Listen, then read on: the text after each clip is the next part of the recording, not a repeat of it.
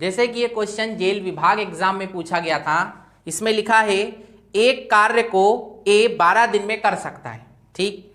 B ए की अपेक्षा 50% अधिक कार्यकुशल है, मतलब बी का एफिशिएंसी ए की एफिशिएंसी से 50% ज्यादा है, ठीक। तदनुसार बी वही कार्य कितने दिन में कर सकता है। तो बहुत ही सिंपल क्वेश्चन है। ए किसी काम को करने में कितने दिन ले रहा है? 12 दिन। और कहा गया है कि जो बी की एफिशिएंसी है ए की एफिशिएंसी का 50% ज्यादा है। 50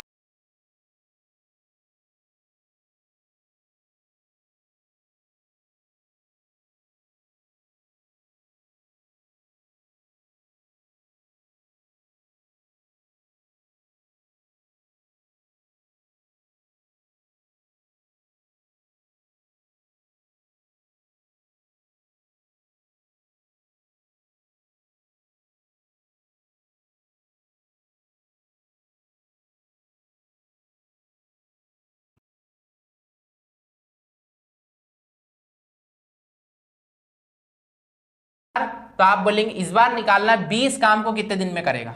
तो बी काम है 24, कराना बी से, उसकी एफिशिएंसी 3 है, तो कितने दिन लगेंगे? 8 दिन।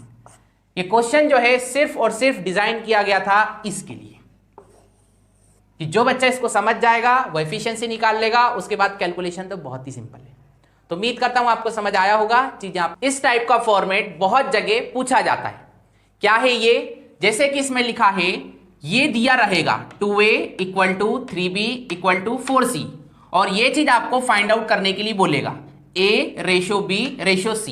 तो इस क्वेश्चंस को कैसे सॉल्व किया जाता है ये हम देखेंगे। जैसे मैं बता रहा हूं सर वैसे ही करिएगा, आपका स्पीड भी बनेगा और दूसरी चीज ज्यादा आपको प्रॉब्लम भी नहीं होगा। ध्यान से समझिएगा। ये चीज दे रखी है और ये चीज हमको फाइंड आउट करनी है। जब भी बीच में दो इक्वल आए और जो नेम है जिनके रेशियो निकालना है वो नेम ऊपर दिए हो, ए बी सी जो दिए हैं, और उसके सामने ही संख्या लिखी हो, तो क्या करिए, जैसे आपको ए निकालना है तो ए निकालना है तो ए पर हाथ रख लीजिए, और फिर उसके बाद जो आपको संख्याएं दिख रही हैं 3 और 4, बस इसका आप इंटू कर दीजिए। तो 3 × 4 कितना होगा? 12। वैसे आपको निकालना है बी, तो बी पे हाथ रखिए और 2 और 4 का इंटू कर लीजिए, कितना होगा? 8। वैसे सर सी निकालना है, सी पे हाथ रखिए, 2 और 3 का इंटू कर लीजिए, कितना होगा? 6। क्योंकि ये सॉल्व हो सकता है तो हम 2 से इसको और सॉल्व कर देंगे, तो ये आएगा 6/4/3। तो हमारा फाइनल आंसर आ गया 6/4/3। उम्मीद करता हूं आपको ये टाइप समझ आया होगा। एक और अपन क्वेश्चन बना लेते हैं। जैसे मान लीजिए लिखा हुआ है a = 3c = 5b, और मैं आपसे कहूं कि मुझे जानना है c/a/b क्या होगा। तो कैसे सॉल्व करेंगे?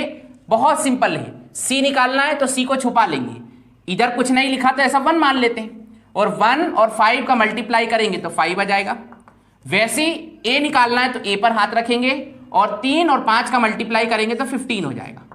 जब b निकालना होगा तो b पर हाथ रखेंगे, 1 और 3 का मल्टीप्लाई करेंगे तो 3 हो जाएगा, और इस तरीके से हमारा फाइनल आंसर आ जाएगा 5/15/3। उम्मीद करता हूं समझ आया होगा। यह टाइप बहुत जगह पूछा जाता है। ऑप्शन के थ्रू मत जाइएगा, आपका समय बेकार होगा। किसी दूसरी एलसीएम वाली मेथड पे मत जाइएगा, उसमें भी समय बेकार होगा। बस आप यहां पे जो चीज निकालनी है उस पर हाथ रखिएगा और बाकी जो संख्याएं दिख रही हो उसका जस्ट इंटू कर लीजिएगा और आंसर आ ही जाएगा। हाँ जी, जैसा कि आपने इस क्वेश्चन की लैंग्वेज में देखा होगा, इसमें लिखा हुआ है पास होने के लिए 35% अंकों की आवश्यकता होती है। मतलब पासिंग परसेंटेज दे रखा है, कितना है? 35%। एक विद्यार्थी को 200 अंक मिले हैं और वो 24 नंबरों से फेल हो गया है ना। तो हमें अधिकतम अंक क्या है ये निकालना है। कहानी कुछ ऐसी है कि हमें मैक्सिमम मार्क्स उस पेपर में कितने हैं ये फाइंड आउट करना है। एक लड़के को 200 नंबर मिले हैं, 24 नंबर से फेल हुआ है और 35% में पास किया जाता है। ओके, तो कहानी कुछ जो है उसको हम अपने शब्दों में समझते हैं। भाई 200 नंबर तो उसके आ गए और वो फेल हो गया 24 नंबर से, तो एक काम करो 24 उसको और दे दो। तो अब ये क्या हो गया? ये पास हो गया, और ये पास हुआ। और देखा जाए परसेंटेज के बिहाफ पे तो कितने परसेंट? 35%, क्योंकि ये पासिंग मार्क्स ही तो हैं, ये पासिंग मार्क्स, ये पासिंग परसेंटेज। तो हम कह सकते हैं 35% ही रिप्रेजेंट कर रहा है 224 को। तो 1% किसको करेगा? तो आप बोलेंगे 224 डिवाइडेड बाय 35 को, तो हमें निकालना होगा 100%। तो ठीक है भाई, 100% की वैल्यू निकाल देते हैं। 100% मतलब मैक्सिमम मार्क्स, तो ये हमने निकाल दिए 100। तो जस्ट इसको सॉल्व करना है, 5 से सॉल्व कर लेते हैं। 5 7 35 होता है, ये 20 आ जाएगा, फिर 7 से मैं काट दूंगा तो 7 21 हो जाएगा और 7 दूनी 14। तो इसको हम सॉल्व करेंगे 32 इंटू 20, तो ये हो जाएगा 640 मतलब 640। इसका मीन क्या है कि वो पेपर जो है वो 640 नंबर का होने लग रहा है, और यदि आपको पास होना है तो 224 नंबर लाना होंगे, जो सही मायने में 640 का 224 कितने परसेंट है? 35%। ठीक है, इस क्वेश्चन में पूछा गया था मैक्सिमम मार्क्स, तो हम निकाल के लेके आ पाए और वो है 640। ठीक है, इस क्वेश्चन को ऐसे ही करिएगा, तभी आपका समय बचेगा और स्पीड मैनेज हो पाएगा। देखिए, जैसे कि आपने इस क्वेश्चन को रीड किया होगा, ये क्वेश्चन भी है एवरेज स्पीड का, पर इस क्वेश्चन में टोटल स्पीड दे रखी है 3, और हमें ओवरऑल बताना है कि इस पूरी जर्नी में एवरेज स्पीड क्या मिली। एक बार फिर से हम क्वेश्चन को रीड करते हैं। इसमें लिखा है एक आदमी ए और बी 20 किलोमीटर प्रति घंटे की चाल से जाता है, ठीक है, और बी से ए वापिस 30 किलोमीटर प्रति घंटे की चाल से आता है, और दोबारा ए और बी 40 किलोमीटर प्रति घंटे की चाल से जाता है। पूरी यात्रा की औसत चाल ज्ञात करो। कहानी कुछ ऐसी है कि एक व्यक्ति है जो 2 पॉइंट ए और बी के बीच आना जाना कर रहा है। स्टार्टिंग में जा रहा है 20 से, आ रहा है 30 से, फिर दोबारा जा रहा है कैसे? 40 से, और हमें इस पूरी जर्नी में उसकी एवरेज स्पीड बतानी है। तो ठीक है भाई, 20, 30 और 40। ओके, तो देखिए, जब भी एवरेज स्पीड का क्वेश्चन आए और चाहे स्पीड 2 दी हो, 3 दी हो, 4 दी हो या कितनी दी हो, तो आप हमेशा ऐसे ही सॉल्व कीजिएगा जैसे मैं कर रहा हूं। जाने में उसकी स्पीड कितनी थी, तो आप बोलेंगे 20 किलोमीटर पर आवर। वहां से आने में स्पीड क्या थी, तो आप बोलेंगे 30 किलोमीटर पर आवर। और फिर यहां से वहां जाने में स्पीड क्या थी, तो आप बोलेंगे 40 किलोमीटर पर आवर। तो सबसे पहला काम आपको पता होना चाहिए कि एवरेज स्पीड का जो बेसिक फॉर्मूला होता है वो क्या होता है। तो आप बोलेंगे सर एवरेज स्पीड का जो बेसिक फॉर्मूला होता है वो होता है total distance upon total time. ठीक है, मतलब एवरेज स्पीड औसत चाल का एक फॉर्मूला होता है जो क्या होता है? कुल दूरी बटे कुल समय। ठीक है, अब आप सबसे पहले चूंकि एक डिस्टेंस निकालना पड़ी, क्योंकि जो व्यक्ति ए से बी और बी से ए से बी यही आना जाना कर रहा है, तो हम यदि ए से बी का एक डिस्टेंस अपनी तरफ से सेट करें तो फिर चीजों को सॉल्व करना आसान होगा। हम कैसे करेंगे? जब अपने मन से कोई वैल्यू मानना होती है तो हम क्या करते हैं सर? एलसीएम लेते हैं। तो 20, 30 और 40 का एलसीएम लेंगे। तो 20, 30 और 40 का एलसीएम होता है 120। तो हम अपनी तरफ से ऐसा मान लेंगे कि ए से बी की बीच की दूरी है 120 किलोमीटर पर आवर। अब ऐसे सोचिए, यदि इस डिस्टेंस को इस स्पीड से आप कवर करेंगे तो आपको टाइम कितना लगेगा? तो 120 किलोमीटर आप 20 किलोमीटर पर आवर से तय करेंगे तो आपको लगेंगे सर 6 घंटे। पक्की बात। वैसे ही जब आप इस भाई 20 से ए की ओर आएंगे तो डिस्टेंस तो इतनी कवर करेंगे, पर स्पीड ये रहेगी, तो टाइम कितना लगेगा? तो आप बोलेंगे सर 120 में 30 का डिवाइड करेंगे तो लगेंगे 4 घंटे। ओके, अब फिर आप ए से बी की ओर जाएंगे तो डिस्टेंस तो यही तय करेंगे, पर इस स्पीड से, तो टाइम कितना लगेगा आपको? तो आप बोलेंगे 3 घंटे, है ना। 120 में हम 40 का डिवाइड करेंगे तो 3 घंटे लगेंगे। अब सॉल्व कैसे करेंगे इस क्वेश्चन को? इस फॉर्मूले में रखेंगे। कैसे? Total distance. तो सोचिए, एक बार आप 120 गए हैं, फिर 120 आए हैं और फिर 120 गए, तो 120, 120 और 120 मतलब 360 किलोमीटर आप चले हैं, और टोटल उधर जाना, इधर आना, फिर उधर जाना, तो टोटल टाइम कितना लगा है? तो 6, 4 और 3 मतलब 13 घंटे। तो आपको एवरेज स्पीड निकालनी है, जस्ट इसको डिवाइड कीजिएगा तो ये आएगा 27/9/13 किलोमीटर पर आवर। तो फिर से मैं कहना चाहूंगा, जब भी ऐसे एवरेज स्पीड के क्वेश्चन आए तो इसी तरीके से सॉल्व करिएगा, कोई प्रॉब्लम नहीं होगा और बहुत आसानी से आप कर पाएंगे। पर जो बुक्स करती हैं वो क्या करती हैं? वो एवरेज स्पीड का ये फॉर्मूला बोलती हैं कि जब भी 3 स्पीड दी हो तो ये फॉर्मूला लगा दो, 3ABC upon AB plus BC plus CA, और आप इसमें वैल्यूज पुट कर देते हैं, 3 इंटू 20 इंटू 30 इंटू 40, और अपॉन में क्या करेंगे? तो आप देखेंगे 20 इंटू 30 आएगा पहले, फिर 30 इंटू 40 आएगा, और उसके बाद 40 इंटू 20 आएगा। और जस्ट आप इसको सॉल्व करेंगे तब जाके आंसर आएगा, पर घर में आप इसको कभी सॉल्व करिएगा, विदाउट यूज कैलकुलेटर। बहुत टाइम बेकार होगा, आंसर आएगा पर टाइम बेकार होगा, और टाइम ही तो मैनेज करना होता है वनडे कॉम्पिटिटिव एग्जाम में। इसलिए बिल्कुल भी इस फॉर्मूले का यूज मत कीजिएगा, ये तरीका सबसे बेस्ट है। नहीं आया समझ, एक बार फिर से वीडियो देखिएगा, जरूर आएगा। ठीक है, ऐसे बहुत से क्वेश्चन देखते रहिए, चीजों को सीखते रहिए, मेरे चैनल को सब्सक्राइब कीजिए और वीडियो को शेयर जरूर कीजिए। ये क्वेश्चन बहुत बार वनडे कॉम्पिटिटिव एग्जाम में पूछा गया है। इस क्वेश्चन को मैं बहुत बढ़िया एक ट्रिक से सॉल्व कर रहा हूं और उस ट्रिक को आप भी सीखिए।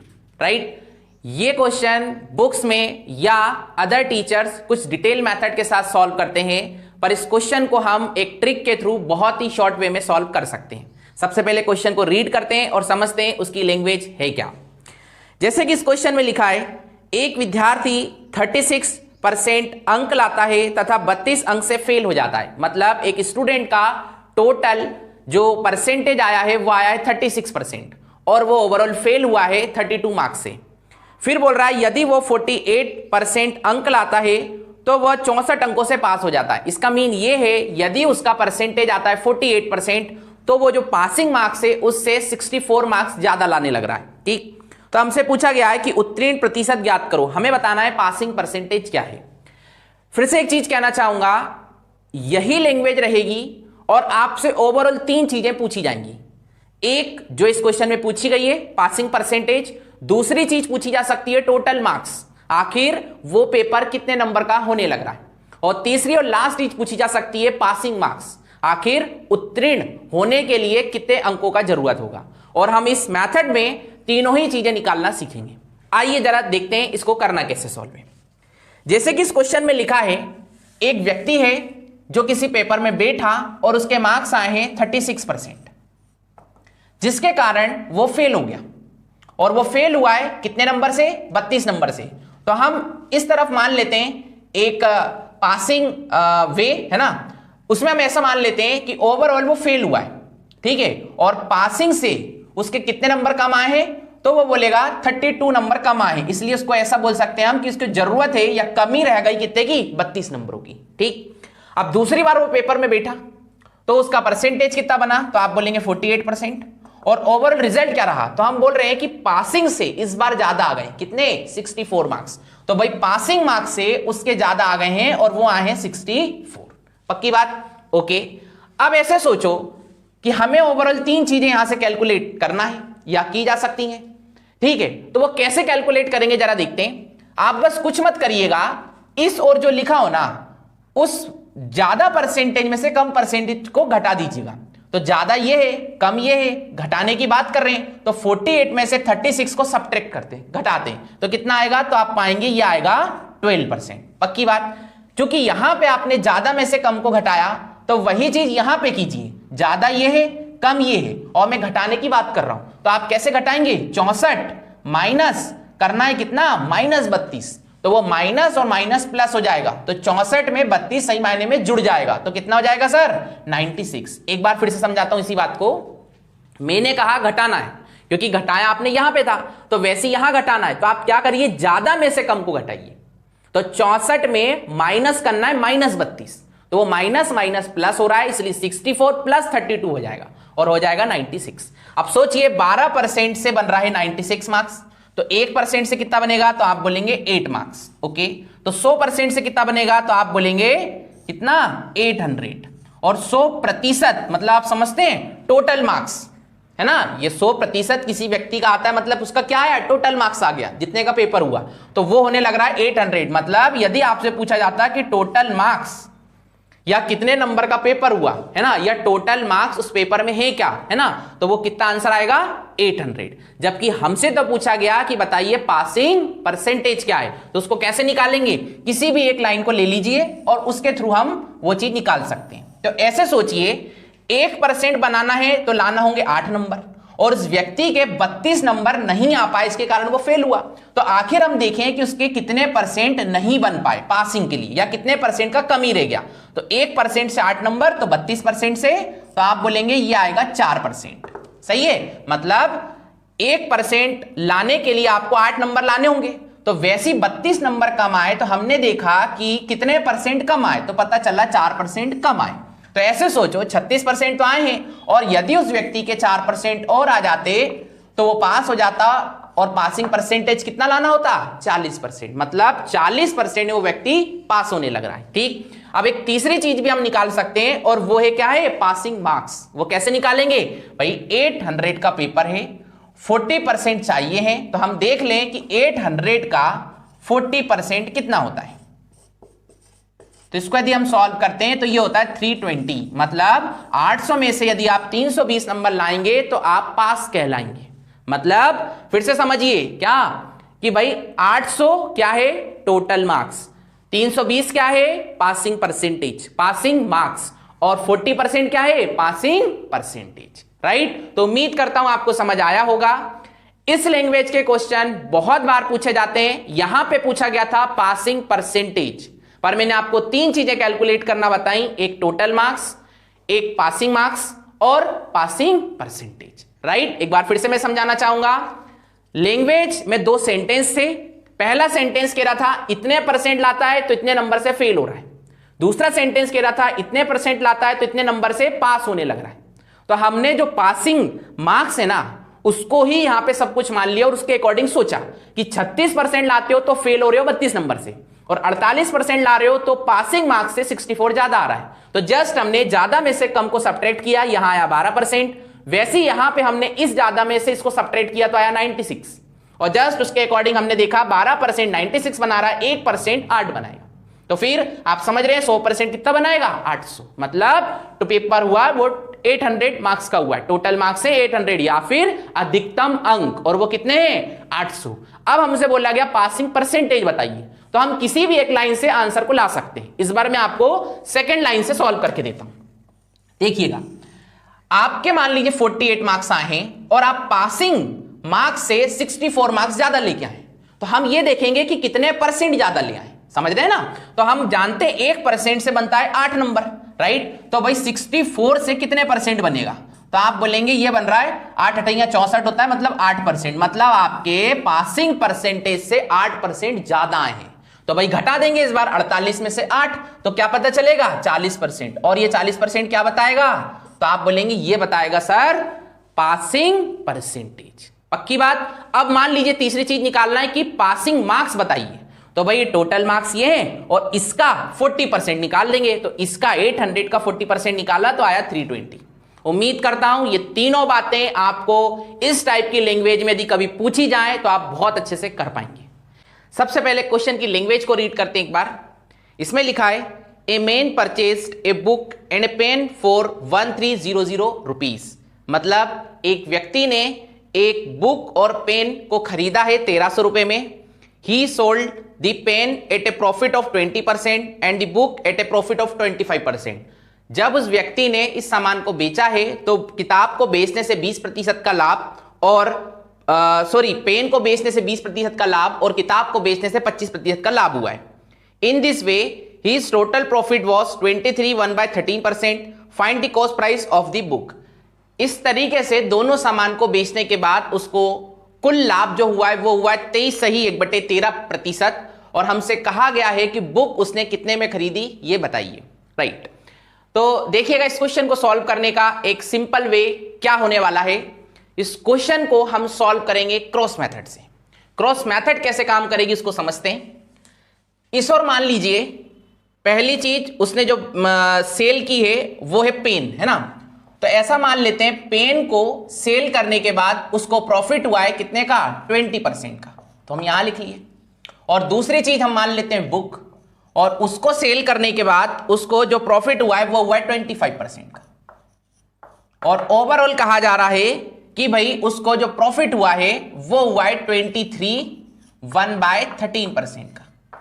आपसे मैं एक चीज कहना चाहता हूं, आपको पता होगा कि यहां पे आने वाली जो भी वैल्यू होती है वो इन दोनों के बीच की होना चाहिए, और होने भी लग रही है, मतलब 20 से ज्यादा 25 से कम, तो होने लग रही है 23 सही 1/13। ठीक, ओके। अब इसके बाद आप जानते हैं क्रॉस मेथड में आपको ऐसे आगे बढ़ना होता है, फिर इसको ऐसे सॉल्व कर रहे होते हैं, और साथ में आपको पता है कि यहां पे आने वाली दोनों संख्या होती है पॉजिटिव धनात्मक, और वह तभी पॉसिबल है जब आप ज्यादा में से कम को घटाएं। तो इसको यदि ऐसे सॉल्व करेंगे तो ज्यादा ये है कम ये है, तो ज्यादा में से कम को घटाना है, चूंकि ये एक अलग टाइप का फॉर्मेट है जो मैंने सिखा रखा है और जिनको नहीं आता उनको मैं बताता हूं। जब भी आपको इस टाइप का फंक्शन सॉल्व करना हो तो आप कुछ मत कीजिए, जब भी एक कंप्लीट नंबर मिले, बीच में माइनस का साइन आए और ऐसा एक नंबर मिल रहा हो, ठीक है ना, तो आप क्या करिए, इसमें एक बढ़ा लीजिए। तो ये 23 में एक जोड़ेंगे तो ये आएगा 24, फिर आप 25 में से इस 24 को सब्ट्रैक्ट कीजिए तो आएगा कितना 1, और फिर 13 में से इस 1 को सब्ट्रैक्ट कीजिए तो आएगा 12, और नीचे वही 13 लिख दीजिए। तो आप इसको जो डायरेक्ट सॉल्व करते हैं ना, वो डायरेक्ट आप इस तरीके से भी ला सकते हैं। क्या बताया मैंने, फिर से समझिए। जब भी एक कंप्लीट नंबर दिया हो और एक सही बटे में आपको नंबर दिया हो, तो आप क्या करिए कि ये जो सही बटे में नंबर दिया है ना, इसमें जो कंप्लीट नंबर है 23, इसमें एक ऐड करो तो आया 24, फिर इस 25 में से 24 को सब्ट्रैक्ट करो तो आया 1, और फिर 13 में से 1 को सब्ट्रैक्ट करो तो आया 12, और 12/13। तो हम जो आया है उसको यहां लिखेंगे 112/13। ओके, अब इसके बाद आप जानते हैं इसको ऐसे सॉल्व करना होता है और ज्यादा में से कम को घटाते हैं। तो इस बार ज्यादा ये है और कम ये है, तो कैसे सॉल्व करेंगे जरा देखते हैं इसको। देखिए इस बार लिखा है 23 1/3 में से सब्ट्रैक्ट करना है 20 को, तो आप जानते हैं 23 में से 20 जाएगा तो कितना बचेगा 3, पक्की बात। और 1/3 जो है उसको ऐसे ही लिख देंगे, ठीक है।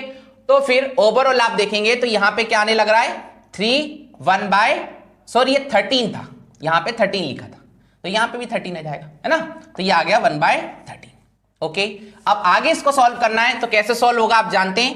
13 का 1 में मल्टीप्लाई करेंगे 13 ही आएगा, इसमें 12 जोड़ेंगे तो ये आएगा 25/13, और वैसे ही जब इसका आप करेंगे तो 39 होगा, 39 में एक ऐड करेंगे तो आएगा 40/13। क्योंकि हमें रेशो से मतलब होता है 13 से 13 कट जाएगा, इवन आप 5 से इसको भी काट सकते हैं तो ये आएगा 5 और ये आ जाएगा कितना 8। तो ये जो रेशो आ रहा है वो निकल के आ रहा है 5:8, और ये रेशो किस चीज का है ये पता चलता है ऊपर से, और ये चीज क्या है तो आप बोलेंगे पेन को सेल करने के बाद हुआ प्रॉफिट का परसेंटेज, और ये 25% बुक को सेल करने के बाद जो प्रॉफिट हुआ है उसका परसेंटेज है। और याद कीजिए प्रॉफिट किस पे कैलकुलेट होता है तो आप बोलेंगे सीपी पे, कॉस्ट प्राइस पे, क्रय मूल्य पे। तो ये अनुपात किस चीज का है क्रय मूल्य का, सीपी का। तो बस हम समझ गए कि हमारे हिसाब से पेन है 5 यूनिट का और बुक है 8 यूनिट का, तो टोटल मिला के कितना हुआ तो 5 और 8 होता है 13। जबकि क्वेश्चन में मेंशन है दोनों ही सामान आप परचेस करके लाए हैं कितने में 1300 रुपए में, 1300 में, और हमारे हिसाब से 13 यूनिट में। तो 1 यूनिट कितना आएगा तो आप कहेंगे 100, पक्की बात। 1 यूनिट यदि 100 तो पेन की कीमत है 5 यूनिट और बुक की कीमत है 8 यूनिट। तो आप चाहते हैं कि बुक कितने की आपको पड़ी है ना खरीदने में, तो भाई बुक हमें पड़ी 8 यूनिट की, 1 यूनिट 100 है तो हम 8 यूनिट की वैल्यू निकालना चाहते हैं, तो 8 × 100 मतलब आंसर आएगा सर 800। तो इस तरीके से इन क्वेश्चंस को करना होता है। ऐसे क्वेश्चन बहुत पूछे जाते हैं एग्जाम में और इसको ऐसे ही सॉल्व करिएगा, ठीक। ये जो क्वेश्चन है सही मायने में देखा जाए तो थोड़ा इनकम्प्लीट है, क्या चीजें इसमें दी नहीं गई हैं, किन चीजों को हमें समझना होगा, ये सारी बात तभी समझ आएगी जब हम क्वेश्चन को पहले बहुत अच्छे तरीके से रीड करें। आइए, इस क्वेश्चन की लैंग्वेज में लिखा है, एक ऋणदाता ने पाया कि दर में 13% से 12.1/2% तक बदलाव लाने से उसकी आय 104 रुपये घट गई, उसका मूलधन ज्ञात कीजिए। कहानी कुछ ऐसी है कि एक व्यक्ति है जो लोन देता है, पहले यदि वो रेट 13% की देता था तो फिर उसका मन करा कि थोड़ा रेट अपन कम करते हैं, और फिर वो 13% से कम करके उस रेट को ले आया 12.1/2%, ठीक। जिसके कारण आप समझ रहे हैं क्योंकि रेट कम हुई है तो कुछ पैसा तो उसको भी लॉस के रूप में मतलब लॉस होगा ही, और वो लॉस इस बार होने लग रहा है 104 रुपए का, राइट। फिर हमसे पूछा गया है कि बताओ आखिर मूलधन क्या है, आखिर वो प्रिंसिपल क्या है जो वो पैसा दिया था किसी व्यक्ति को जिससे उसको 104 रुपए का हानि हुआ है, ठीक है। देखिए जैसे कि मैंने स्टार्टिंग में कहा था ये क्वेश्चन अपने आप में थोड़ा इनकम्प्लीट है। इनकम्प्लीट इस तरीके से कि इस क्वेश्चन की लैंग्वेज में कहीं नहीं लिखा कि जो रेट कैलकुलेट हो रही है वो किस पे हो रही है, simple interest either compound interest, पक्की बात। अब फिर मैं दो चीज कहना चाहूंगा, पेपर हॉल में यदि जब आप ये क्वेश्चन सॉल्व करेंगे ना तो वहां पे एग्जैक्ट जरूर लिखा मिलेगा कि जो ब्याज की गणना हो रही है वो साधारण ब्याज पे हो रही है, चक्रवृद्धि ब्याज पे हो रही है। मतलब जो रेट कैलकुलेट हो रही है वो सिंपल इंटरेस्ट पे हो रही है, आइदर कंपाउंड इंटरेस्ट पे हो रही है। एक चीज तो ये क्लियर लिखी मिलेगी, और यदि ना लिखी मिले तो इस क्वेश्चन को सिर्फ और सिर्फ सॉल्व करिएगा सिंपल इंटरेस्ट से। ठीक, तो दोनों बातें आपको पता होना चाहिए। लिखा मिला तो फिर कोई डाउट ही नहीं है, पर नहीं लिखा मिला तो आप इसको कैसे सॉल्व करेंगे? सिंपल इंटरेस्ट से। आइए अब इसको कैसे सॉल्व किया जाएगा जरा मैं समझाता हूं। सबसे पहले आप रेट कितनी दे रहे थे, तो आप बोलेंगे सर स्टार्टिंग में रेट थी 13%, ओके। बाद में आपने रेट को कम किया और रेट 13% से आप कितनी ले आए, तो आप बोलेंगे 12 1/2% ले आए, ओके। तो यदि मैं आपसे कहना चाहूं कि 13% पहले रेट थी, बाद में आपने 12 1/2% करिए, ओवरऑल ऐसा करने से लॉस कितने का हुआ, तो आप बोलेंगे हमारा लॉस है 104 रुपए का। बात पक्की है, ये क्वेश्चन में दे रखा है। यदि मैं आपसे कहूं कि आपने रेट ओवरऑल कम कितनी करी, तो आप बोलेंगे सर 13 में से 12.5% लेके आए, मतलब 0.5% हमने रेट कम करी, ओके। और इस हाफ या आधा परसेंट या 1/2% ब्याज की दर कम करने से ही लॉस हुआ है कितने का? 104 रुपए का। पक्की बात।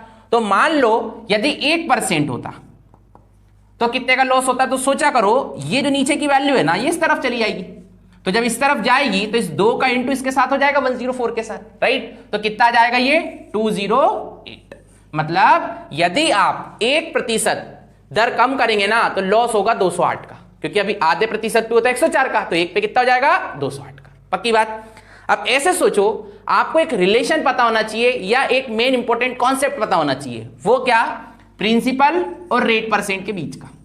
यदि मैं आपसे कहूं कि रेट दर आखिर होती क्या है, तो आप हमेशा बोलेंगे क्या? 100 रुपए के प्रिंसिपल पर 1 साल में मिला ब्याज। क्या बोलेंगे? 100 रुपए के प्रिंसिपल पर 1 साल में मिला ब्याज। मतलब जब भी रेट कितनी हो 100%, तो आप समझ जाना ये डिफाइन कर रही है किसको सर? प्रिंसिपल को। क्यों? फिर से समझिए, अभी मैंने क्या बोला था? रेट को कैसे डिफाइन करना है? 100 रुपए के प्रिंसिपल पर, 100 रुपए के प्रिंसिपल पर 1 साल में मिला ब्याज, और यही यदि वो ब्याज 100% हो जाए तो सिंपल सी बात है वो प्रिंसिपल को डिफाइन कर रहा है। ठीक है, तो वैसे ही 1% से लॉस है 208 का, तो 100% से कितना होगा? तो आप बोलेंगे जस्ट 208 और 00 यहां आ जाएगा। समझ रहे हो ना? 2 0 यहां लगाई तो 2 0 इधर भी लग गई, तो 100% से 20,800 ये हमें मिला। अब ऐसे सोचो, मैंने अभी कहा ना 100% का मतलब क्या होता है? प्रिंसिपल ही होता है। रेट का 100% मतलब समझ जाइए बात प्रिंसिपल की। पक्की बात। और हमें इस क्वेश्चन में प्रिंसिपल निकालना था, तो हमारा आंसर आ गया 20,800, राइट। एक बार मैं फिर से समझाता हूं, बहुत सिंपल क्वेश्चन है, सिर्फ एक डाउट है इस क्वेश्चन के अंदर, वो ये कि कहीं मेंशन नहीं है ये सिंपल इंटरेस्ट से सॉल्व होगा या कंपाउंड से। तो आपको मैंने बता दिया, इस पे बेस्ड जितने भी क्वेश्चन है सिंपल इंटरेस्ट से ही सॉल्व कीजिएगा। फर्स्ट। सेकेंड वन, रेट आप देखिएगा कि रेट का गैप कितना है और उस रेट के गैप से लॉस कितने का हुआ। फिर हमेशा घूम फिर के 1% निकाल लीजिएगा, और हमेशा ध्यान रखिएगा रेट का 100% मतलब प्रिंसिपल को डिफाइन करना है। पक्की बात। बस 100% निकाला, जो आया 20,800, और हम समझ गए क्योंकि ये रेट का 100% है जो प्रिंसिपल को डिफाइन करता है ना, या प्रिंसिपल हम मान लेते हैं। 100% मतलब प्रिंसिपल रेट का। ठीक है, तो जस्ट हमें पता चला कि प्रिंसिपल कितना है? 20,800। मतलब उस व्यक्ति ने पहले 20,800 दिए थे 13% पे, और फिर वही 20,800 दे दिए कितने? 12 से 1/2% से, जिससे उसको लॉस होने लग रहा है 104 रुपए का। बात आई समझ में? ऐसे ढेरों मेरे क्वेश्चंस देखने के लिए, इन मेथड से सॉल्व करने के लिए मेरे चैनल प्रवीण मैथ्स कॉन्सेप्ट, इसको सब्सक्राइब करो, चैनल को शेयर करो, ये बेहद जरूरी है ना। पार्टनरशिप, उसका एक डाउट का क्वेश्चन, बहुत बेहतरीन क्वेश्चन है जो एक स्टूडेंट से मुझे मिला, वो मैं आपके साथ एक्सप्लेन करूंगा। जो बच्चे मेरा पार्टनरशिप का बेसिक नहीं सीखे, प्लेलिस्ट में जाके सबसे पहले वो बेसिक चैप्टर कंप्लीट कीजिए, क्योंकि आपका बेसिक स्ट्रांग होगा तो आप इन सारे क्वेश्चंस पे बहुत अच्छे से काम कर पाएंगे, राइट। इस वीडियो में देखते हैं इस बेहतरीन क्वेश्चन को। इसमें लिखा है ए व बी ने अपनी पूंजी 3:2 के अनुपात में लगाई। मतलब दो लोग हैं जिनके नाम ए और बी हैं, उन्होंने कैपिटल लगाया है 3:2 के रेशो में, ओके। अगर 5% का लाभ, इसमें लिखा है अगर 5% लाभ का दान कर दिया जाए, ओके, ठीक है, और बाकी लाभ को पूंजी के अनुपात में बांट दिया जाए तो ए को 8,550 रुपये मिलते हैं। कहानी कुछ ऐसी है, इसमें कहा गया है कि जो भी प्रॉफिट हो रहा है उसका 5% वो लोग डोनेट कर देते हैं, है ना, दान में दे देते हैं। उसके बाद जो भी पैसा बचता है वो ही अपने कैपिटल का जो रेशो है उसी रेशो में बांट लेते हैं। मतलब जो कैपिटल का रेशो होगा वही इनके प्रॉफिट का रेशो बन जाएगा, है ना, वो दान में पैसे देने के बाद का जो पैसा है उसको। ओके, फिर कह रहा है ऐसा करने से ए को मिले 8,550 रुपये, तो हमें कुल लाभ टोटल प्रॉफिट बताना है आखिर कितने का हुआ है। ओके, बहुत ही बेहतरीन क्वेश्चन है, आइए जरा इसको एक्सप्लेन करते हैं। सबसे पहली बात तो आप ये सोचो कि कितने लोग हैं, तो आप बोलेंगे सर 2 लोग हैं जिनके नाम है ए और बी। दूसरी चीज आप ये सोचो कैपिटल का रेशो क्या है, पूंजी का, तो आप बोलेंगे इन्होंने पूंजी या पैसा या कैपिटल लगाया है 3:2 के रेशो में। ओके, अब ऐसे सोचो कि भाई सबसे पहले इन्होंने किया क्या, जो भी प्रॉफिट हुआ उसका 5%, ठीक है, तो ऐसे समझ लेते हैं 5% को ऐसे लिख लें फ्रैक्शन के फॉर्म में 5/100, मतलब टोटल प्रॉफिट हुआ है 100 यूनिट का, और इसमें से जो 5 यूनिट है वो कर दिया गया डोनेट, मतलब दान। तो फिर बचा कितना, तो आप बोलेंगे सर 95 यूनिट, है ना, तो फिर पैसा कितना बचा है 95 यूनिट, और ये 95 यूनिट ही जो आपकी कैपिटल का रेशो है उसी रेशो में डिस्ट्रीब्यूट कर दिया गया। मतलब कैपिटल का रेशो ही क्या कहलाएगा, प्रॉफिट का रेशो, क्योंकि ऐसा बोला गया है ना, जो पैसा डिस्ट्रीब्यूट हुआ है वो 5%, जो मतलब जो प्रॉफिट निकल के आया उसका 5% पहले डोनेट हुआ, और जो बचा हुआ पैसा है वो जो कैपिटल का रेशो है उसी रेशो में डिस्ट्रीब्यूट हुआ है। मतलब कैपिटल का रेशो ही प्रॉफिट का रेशो। ओके, अब ऐसे सोचो हमारे हिसाब से टोटल प्रॉफिट कितने का हो रहा है, तो आप बोलेंगे सर हमारे हिसाब से प्रॉफिट तो हो रहा है 5 यूनिट का, जिसमें 3 यूनिट ए के पास जाएगा और 2 यूनिट बी के पास जाएगा, और यहां तो पता चल रहा है 95 यूनिट डिस्ट्रीब्यूट हुआ है। बात आई समझ में, तो इन दोनों को एक जैसा बनाना होगा, तो सर इसमें हम 90 से इंटू कर दें ताकि ये 95 बन जाए। पक्की बात, ये बन गया 95। वैसे ही सर ये 5 कैसे आया, तो आप बोलेंगे इसी से आया है, जब आपने 19 का इंटू यहां किया है तो यहां भी करना होगा और यहां भी करना होगा। ठीक, तो हम कह सकते हैं प्रॉफिट ए का 3 यूनिट नहीं है, इन दोनों का इंटू मतलब कितना है 57 यूनिट, और वैसी बी का प्रॉफिट 2 यूनिट नहीं है, 2 × 19 मतलब कितना है 38 यूनिट। अब ऐसे सोचो कि ए का प्रॉफिट दे रखा है 8,550 और हमें क्या पता चल रहा है 57, तो हम बोल देंगे 57 यूनिट ही डिस्ट्रीब्यूट कर रहा है 8550 को। ओके, तो 1 यूनिट किसको करेगा, तो ये 150 15 बार कट जाएगा पूरा। ओके, है ना, 57 का 15 टाइम्स होता है 855, है ना, तो ये कट जाएगा 15 टाइम्स। अब हमसे बोला गया है कि टोटल प्रॉफिट बताओ, तो सर टोटल प्रॉफिट कितने का है 100 यूनिट का, और 1 यूनिट की वैल्यू यदि 150 है तो 100 यूनिट की कितनी होगी 150 × 100 मतलब 15,000 रुपए।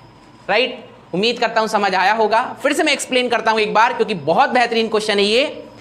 यहां पर यह कहा गया कि 2 व्यक्ति हैं जिनके नाम है ए और बी, उन्होंने कैपिटल किस रेशो में लगाया है 3:2। ओके, जो भी प्रॉफिट हुआ है उसका 5% ही डोनेट किए, तो 5% का मतलब 5/100, मतलब 100 यूनिट का प्रॉफिट हुआ जिसमें से 5 यूनिट गया डोनेट के रूप में, है ना, दान, और 95 यूनिट बचा है।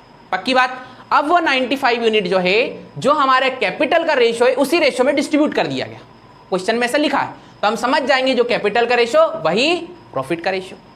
अब हम ऐसे सोचते हैं, चूंकि हमें कैलकुलेट यहीं से चीजें करना है, तो हम ये देखेंगे कि यार इधर तो प्रॉफिट होने लग रहा है कितने का 5 यूनिट का, और सही मायने में डिस्ट्रीब्यूट हुआ है 95 यूनिट। तो इन दोनों को एक जैसा बनाने के लिए मैंने इस 5 में 19 का इंटू कर दिया ताकि 95 बन जाए। अब 95 ये 95 ये, ताकि कैलकुलेशन अच्छे से हो जाएगा। अब मैंने चूंकि 19 का इंटू यहां किया, तो जहां से ये 5 निकल के आया वहां भी होगा, मतलब इन दोनों जगह होगा। तो हम बोलेंगे ए को कितना डिस्ट्रीब्यूट हुआ है 57 यूनिट और बी को 38 यूनिट। किसमें से, इस 95 में से, चाहे ये 95 बोलो चाहे ये 95 बोलो, बात तय की है ना। तो अब हम समझ जाएंगे कि असली में तो कितना डिस्ट्रीब्यूट हुआ, एक को 8,550, जबकि अपने हिसाब से यूनिट के फॉर्म में कितना हुआ है 57, तो 57 ही रिप्रेजेंट कर रहा है 8550 को, तो 1 यूनिट 150। तो हमें निकालना है टोटल प्रॉफिट, और टोटल प्रॉफिट कितना है 100 यूनिट, तो बस 150 × 100 15,000। राइट, उम्मीद करता हूं समझ आया होगा, चीजें आपसे बन पा रही होंगी। ये क्वेश्चन सारे पार्टनरशिप के, और अब पेपर में ऐसे ही क्वेश्चन आने लगे। ठीक है, तो धीरे धीरे सीखते रहिए, अपने सारे डाउट मेरे साथ शेयर करते रहिए, है ना। जितने भी मैक्सिमम पॉसिबल मेरे से हो सकता है मैं सारे वीडियो बना के आपको एक्सप्लेन करूंगा। हाँ जी, जैसा कि ये क्वेश्चन मिक्सचर का है और इसमें 2 टाइप का चीनी है जिसका प्राइस हमें दे रखा है और साथ में वो सेल करने लग रहा है 10% के प्रॉफिट पे। तो इस टाइप की कुछ लैंग्वेज है और इसको हमें सॉल्व करके बताना है कि जो दूसरी टाइप की चीनी है वो आखिर हमने कितनी क्वांटिटी में मिलाई है। तो ऐसा कुछ क्वेश्चन है। पहले फिर से मैं क्वेश्चन को रीड करूंगा और आपको इस क्वेश्चन को क्रॉस मेथड से सॉल्व करके बताऊंगा। आइए देखते हैं एक बार फिर से लैंग्वेज को। इसमें लिखा है 8 किलोग्राम चीनी जिसकी कीमत 4.2 रुपीस पर केजी है, इसमें 3.60 केजी वाली कितनी किलोग्राम चीनी मिलानी होगी कि मिश्रण को 4.40 केजी पर केजी बेचने पर 10% का प्रॉफिट हो। राइट, ऐसी कुछ लैंग्वेज है। तो बच्चे आप एक काम करिए, इसको चूंकि क्रॉस मेथड से सॉल्व करना है तो इस और मान लीजिए एक टाइप की जो चीनी है वो आप जितने रुपए में परचेस करके लाएं। तो जो फर्स्ट टाइप की चीनी है जो हम परचेस करके लाएं 4.20 रुपीस पर केजी में। ओके, ये खरीदने का प्राइस है, ध्यान रखिएगा, मतलब ये कॉस्ट प्राइस को डिफाइन कर रहा है। ओके, और ये लेके आए हम 8 केजी, ऐसा भी क्वेश्चन में मेंशन है, आप पढ़ सकते हैं, है ना। 8 किलोग्राम चीनी जिसकी कीमत रुपए 4.20 पर किलोग्राम है। ओके, फिर लिखा है इसमें आपने मिलाया है एक दूसरे टाइप का चीनी, ठीक है, कुछ केजी, मतलब कितने केजी ये नहीं बता रहा है, और जो हम रेट में लेके आए वो दे रखा है 3.60 रुपीस पर केजी, उसके बिहाफ पे हम लेके आए। ओके, और दोनों को हम घर पे लाने के बाद मिला लिए हैं, मिक्स कर लिए हैं, और उसके बाद उसको हम सेल कर रहे हैं, और ऐसे सेल कर रहे हैं कि हम जो सेलिंग प्राइस है वो हमारा है कितना 4.40 रुपीस पर केजी, इस रेट में हम उसको सेल कर रहे हैं, और ऐसा करने से कहा जा रहा है हमको 10% का प्रॉफिट हुआ है। तो ध्यान से समझिएगा, किसी भी चीज का 100%, फिर से सुनिए क्या बोल रहा हूं मैं, किसी भी चीज का 100% डिफाइन करता है कॉस्ट प्राइस को, और यहां पे ये जो प्राइस है ये सेलिंग प्राइस का है। मिक्स करने के बाद सामान को इतने रुपए में आप बेचने लग रहे हो, और मैंने क्या बोला 100% डिफाइन करता है कॉस्ट प्राइस को, जबकि इसको बेचने के बाद हो रहा है 10% का प्रॉफिट, मतलब ये कितने की वैल्यू है, ये 110% की वैल्यू है, क्योंकि 100% में कोई सी चीज खरीद के लाए, 10% का प्रॉफिट हुआ, तो ओवरऑल बेचा कितने में 110%, और 110% ही सही मायने में 4.40 है। तो मुझे निकालना है क्या 1%, तो ये कैसे निकालेंगे, तो 4.40 ये जो वैल्यू है ये 100% की 110% की वैल्यू तो हमने लिख दिया, और हमें चाहिए कॉस्ट प्राइस, और कॉस्ट प्राइस क्या होता है अपने आप में 100%, तो मुझे वैल्यू चाहिए 100% की। जस्ट इसको मैं सॉल्व करूंगा, इसके साथ इसका इंटू करूंगा तो ये आएगा 440 डिवाइड में 110, इसको काटेंगे तो ये आने लग रहा है 4, मतलब मिक्स करने के बाद उसका कॉस्ट प्राइस हमें क्या मिल रहा है 4 रुपए पर केजी, तो वो हम यहाँ पे बीच में रख देंगे। मेन चीज यही है इस क्वेश्चन में सॉल्व करने की, इसीलिए क्वेश्चन बना है। इसके बाद आप जानते हैं इसको ऐसे सॉल्व करते हैं, इसको ऐसे और इसको ऐसे, साथ में ज्यादा में से कम को घटाते हैं, तो यहाँ पे आएगा 0.40, और जब आप इसको सॉल्व करेंगे ज्यादा ये कम ये घटाएंगे तो आएगा 0.20। तो जब आप इसको काटेंगे और रेशो निकालेंगे तो ये आएगा 2:1। अब बात यही बहुत इंपॉर्टेंट है कि इस बार ये जो रेशो आया ये किस चीज का है, क्योंकि जब ऊपर आता है प्रॉफिट या लॉस तो बोलते हैं सीपी का रेशो है, ऊपर यदि स्पीड आता है तो नीचे बोलते हैं टाइम का रेशो है, समझ रहे हो ना। ऊपर यदि डिस्काउंट आता है तो नीचे रेशो काय का निकलता है एमआरपी का। पर इस बार ये रेशो किस चीज का है पता तो चलेगा ऊपर से, और जब ना पता चले ना तो ये देखा करो इसका पूरा यूनिट क्या है, तो आप बोलेंगे ये लिखा है 4.20 रुपीस पर केजी, ये इंपॉर्टेंट है, मतलब ये सही मायने में क्वांटिटी को डिफाइन कर रहा है, मतलब ये रेशो किसका है क्वांटिटी का, और क्वांटिटी किसकी पहले और दूसरे टाइप की जो चीनी है ना उसकी।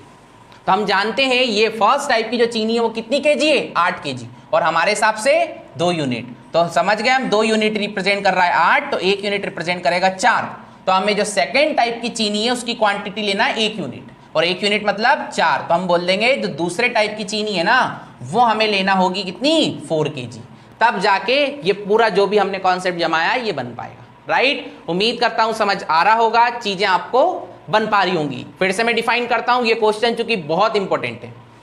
क्या हुआ, 2 टाइप का चीनी था जो आप परचेस किए इस और इस प्राइस में, और पहले वाला चीनी आप उठा लाए 8 केजी, और दूसरे वाला कितना केजी हम लाए हैं यही हमको बताना है, कि हम मिक्सचर को मिलाने के बाद सेल कर रहे हैं इस प्राइस पे और प्रॉफिट होने लग रहा है, तो हम सबसे पहले ये निकाले कि जो मिक्सचर को हम सेल कर रहे हैं उसका कॉस्ट प्राइस क्या बनेगा। तो हमें पता चला वो बनेगा 4 रुपीज पर केजी, तो हम बीच में लिख दिए। उसके बाद जस्ट ये जो अपना कॉन्सेप्ट होता है क्रॉस मेथड का, उसके थ्रू हम रेशो निकाल रहा है, और रेशो आपको पता है किस चीज का है, इस बार क्वांटिटी का। ध्यान से समझिएगा, और ना आए समझ में तो ऊपर जाके जो भी आप वैल्यू लिखते हैं इसका यूनिट देखिएगा, और इसमें जो पर आ रहा है उसके नीचे देखिएगा क्या आ रहा है, पर केजी मतलब क्वांटिटी, मतलब क्वांटिटी का रेशो है। तो हमारे हिसाब से 2 यूनिट, असली में 8 केजी, 1 यूनिट 4 केजी, तो हमें 1 यूनिट ही मिलाना है, मतलब 4 केजी। उम्मीद करता हूं समझ आया होगा। बेहद ज्यादा इंपॉर्टेंट क्वेश्चन है ये क्वेश्चन पार्टनरशिप का है, और इस क्वेश्चन में इंपॉर्टेंट वही एक लैंग्वेज जिसपे मुझे आपके साथ काम करना है, राइट। देखते हैं फर्स्ट लैंग्वेज, फिर इसका बेसिक, और इसके बाद वो सॉल्यूशन जो आपको पेपर हॉल में करके आना है। आइए, इस क्वेश्चन की लैंग्वेज में लिखा है ए और बी 2 साझेदार हैं जिनकी पूंजी 50,000 और 70,000 रुपए, और वह सहमति बनाते हैं कि 70% लाभ को बराबर बराबर बांटेंगे व शेष को पूंजी के अनुपात में बांटेंगे। अगर एक को दूसरे से 90 रुपए ज्यादा मिले तो कुल लाभ ज्ञात कीजिए। स्टोरी कुछ ऐसी है कि स्टार्टिंग में है 2 लोग जिनके नाम है ए और बी। वो घर से लेके आए हैं 50,000 रुपए और 70,000 रुपए, और उन्होंने डिसाइड किया है कि जो भी प्रॉफिट होगा उसका 70% भाग हम बराबर बांट लेंगे, और जो रिमेनिंग है 30% उसको हम डिस्ट्रीब्यूट करेंगे अपने कैपिटल के रेशियो में, राइट। तो हमसे यह कहा गया है कि भाई यदि एक व्यक्ति को दूसरे व्यक्ति से 90 रुपए ज्यादा मिल रहे हो तो बताओ आखिर कुल लाभ या प्रॉफिट है कितने का। बहुत बेहतरीन लैंग्वेज है, आइए जरा समझते हैं। सबसे पहले यह सोचो ए और बी के जो कैपिटल का रेशियो है वो कितना बन रहा है। तो आप बोलेंगे सर ये घर से लाया है 50,000 रुपए और ये घर से लेके आया है 70,000 रुपए, तो इसके बिहाफ पे यदि मैं रेशियो देखूं कैपिटल का तो वो आ रहा है सर 5:7। यदि मान लीजिए सारी चीजें कैलकुलेट होती सी के अकॉर्डिंग, तो हम क्या बोलते कि भाई जो भी प्रॉफिट होगा उसमें इस रेशियो में ही पैसा डिवाइड हो जाएगा, यदि प्रॉफिट के अकॉर्डिंग ही हम सारा डिस्ट्रीब्यूशन करते तो। पर क्वेश्चन की लैंग्वेज में यहां पे थोड़ा सा कुछ न्यू है। न्यू ये है कि उन्होंने डिसाइड किया है कि 70% जो पैसा है ना वो डिस्ट्रीब्यूट होगा बराबर, जो भी प्रॉफिट का 70% निकल के आएगा वो डिस्ट्रीब्यूट होगा बराबर, और जो रिमेनिंग पैसा है जो कितना होगा 30% वो आखिर डिवाइड होगा या डिस्ट्रीब्यूट होगा इस कैपिटल के रेशियो में। तो आप देखिए 30% की फ्रैक्शन क्या है, तो आप बोलेंगे 3/10। तो ऐसा मान लो 10 यूनिट का है टोटल प्रॉफिट, और जो 3 यूनिट है ना वो सही मायने में जाएगा कहां पे, वो सही मायने में जाएगा इस कैपिटल के रेशियो में, ठीक है। तो अब ऐसे सोचो यहां से 3 को इस रेशियो में डिवाइड करना थोड़ा मुश्किल काम है, तो हम कैसे इस चीज को बैलेंस करते हैं या मैनेज करते हैं वो उसको समझिएगा। इन दोनों का सम कितना आ रहा है, तो आप बोलेंगे 12। इसका मीन ये है यदि 12 रुपए डिस्ट्रीब्यूट करना होते इस रेशियो में तो आप 5 इसको दे देते, 7 इसको दे देते, पक्की बात। पर चूंकि हमें मैनेज करना है 3 रुपए और यहां तो है 12, तो इन दोनों को एक जैसा बनाएंगे। तो इन दोनों को एक जैसा बनाने के लिए मैं क्या कर रहा हूं, 4 का यहां इंटू कर रहा हूं, यहां भी और यहां भी। आप जानते हैं रेशियो में या फ्रैक्शन में किसी भी चीज का इंटू या डिवाइड कर सकते हैं। तो सर मैंने 4 का ऊपर इंटू 4 का नीचे कर लिया। इससे मैं कह सकता हूं कि टोटल जो प्रॉफिट है वो है 40 रुपीज का, और जिसमें से जो 12 रुपीज हैं, ठीक है, वो डिस्ट्रीब्यूट होंगे किसमें, इस कैपिटल के रेशियो में। मतलब 12 में से 5 जाएंगे ए के पास और 7 जाएंगे बचे हुए बी के पास, और इस 40 का क्या होगा, तो सोचिए 40 तो था टोटल, और इस 40 में से 12 तो निकल गया, तो अब बचा कितना, तो आप बोलेंगे 28 यूनिट या 28 रुपए। और ये 28 डिस्ट्रीब्यूट होंगे 2 बराबर पार्ट में, मतलब बराबर का मतलब 2 बराबर पार्ट में, 14 ए के पास जाएंगे, 14 बी के पास जाएंगे। अब ऐसे सोचो कि ए को कितना मिलेगा, तो आप बोलेंगे जो बराबर मिला है ना 28 का 14 वो 14 यूनिट मिलेगा, और जो कैपिटल का 12 यूनिट है उसमें से कितना मिलेगा, ये 5 यूनिट। वैसे जो बी वाला है उसको कितना मिलेगा, तो ये जो 28 का 2 पार्ट किया है उसका ये 14 वाला मिलेगा, और प्लस जो ये 12 का डिस्ट्रीब्यूशन हुआ 5:7 में उसमें बी का ये 7 मिलेगा। तो जस्ट हम यदि इसको देखें तो 14 और 5 हो रहा है 19, और 14 और 7 हो रहा है 21। मैं सही मायने में जो पैसा डिस्ट्रीब्यूट होगा वो होगा 19:21 में। बात समझ आ रही है। अब बात यह है कि सही मायने में कहा गया एक को दूसरे से 90 रुपए ज्यादा मिले, और हमारे हिसाब से कितना ज्यादा मिला है, एक को दूसरे से 2 यूनिट, और 2 यूनिट रिप्रेजेंट कर रहा है 90, तो 1 यूनिट करेगा सर 45 मतलब 45। अब हमें देखना होगा कि टोटल प्रॉफिट कितने का हुआ है, तो भाई 19 यूनिट गया ए के पास, 21 यूनिट गया बी के पास, तो टोटल प्रॉफिट निकल के आ रहा है 40 यूनिट का, और हम जानते हैं 1 यूनिट है 45, तो भाई 40 यूनिट कितना होगा, 40 इंटू 45 मतलब 1800। तो यही हमसे पूछा गया था और यही हमारा फाइनल आंसर है। फिर से मैं कहना चाहूंगा, बहुत सी चीजें लिखना नहीं होती, उनको समझना होता है, और आप समझ सकते हैं तभी जब आप इन चीजों में बहुत सारी चीजों को ओरली करें। एक बार मैं फिर से समझाता हूं क्योंकि क्वेश्चन बहुत ज्यादा इंपॉर्टेंट है। ए और बी 2 लोग हैं जो घर से पैसा लेके आए 50,000 और 70,000 रुपए। यदि सारा का सारा पैसा वो अपने कैपिटल के रेशो में डिवाइड करते तो कैपिटल का रेशो निकल रहा है 5:7, तो जो भी प्रॉफिट होता उसको 5:7 में डिस्ट्रीब्यूट कर लेते। पर हुआ एक्चुअली क्या कि भाई इन्होंने डिसाइड किया कि जो भी हमें प्रॉफिट होगा उसका 70% मतलब 70% भाग तो हम करेंगे बराबर, और जो बचा हुआ 30% है ना उसको हम जो ये कैपिटल का रेशो है या फिर जो पूंजी का अनुपात है उसमें डिस्ट्रीब्यूट करेंगे। तो हमने वही निकाला कि वो जो है प्रॉफिट कौन सा जिसको ये कैपिटल में डिवाइड करेंगे आखिर वो है कितना, तो पता चला वो है सर 30%। तो 30% को हमने फ्रैक्शन में डिवाइड किया, वो आया 3/10। तो हम ऐसा मान लिए कि 10 यूनिट है टोटल प्रॉफिट, और इसका जो 3 यूनिट है वो सही मायने में जाएगा काय में, कैपिटल के रेशियो में। और जबकि हमें पता चल रहा है कि 3 को इस 5:7 में तोड़ना या डिवाइड करना या डिस्ट्रीब्यूट करना थोड़ा मुश्किल टास्क है। तो हमने ये देखा कि इन दोनों का सम कितना हो रहा है 12, और इधर कितना लिखा है 3, तो इस 12 और 3 को हम एक जैसा बनाएं, और एक जैसा बनाने के लिए 3 में हम 4 का इंटू कर दें तो ये 12 बन जाएगा। तो 4 का इंटू ऊपर तो 4 का नीचे। आई बात समझ। जस्ट उसके बाद हम समझ गए कि भाई 12 टोटल 40 में से 12 यूनिट जाएगा किसमें, कैपिटल के रेशो में, और जो 29 यूनिट है वो डिस्ट्रीब्यूट होगा किसमें, बराबर। तो हमने कर दिया। उसके बिहाफ पे हमने देखा ए को कितने यूनिट मिलने लग रहा है और बी को कितने यूनिट मिलने लग रहा है, तो ये रेशो मिल गया। और इसके बाद जस्ट आप ये सिंपल कैलकुलेशन जानते हैं कि हमसे कहा गया है ए को बी से, ठीक है ना, मतलब एक को दूसरे से कितना ज्यादा मिला है 90 रुपए, और हमारे हिसाब से 2 यूनिट, तो 2 यूनिट 90, 1 यूनिट 45। हमें बताना है टोटल प्रॉफिट, तो टोटल प्रॉफिट 19 + 21 40 यूनिट का हुआ है, 1 यूनिट 45 है, 40 यूनिट 40 × 45 1800। उम्मीद करता हूं समझ आया होगा। ऐसे ढेरों क्वेश्चंस आते रहेंगे, उनको ऐसे ही सॉल्व करिएगा। हाँ जी, जैसा कि आपने इस क्वेश्चन को देखा, ये भी एक प्रॉफिट एंड लॉस का ही क्वेश्चन है, पर इस क्वेश्चन को भी हम सॉल्व करेंगे क्रॉस मेथड से, जिसको आप एलिगेशन मेथड भी कहते हैं। सबसे पहले इसकी लैंग्वेज को रीड करते हैं। इसमें लिखा है, एक व्यक्ति ने 5 घोड़े तथा 10 गाय 10,000 में खरीदी।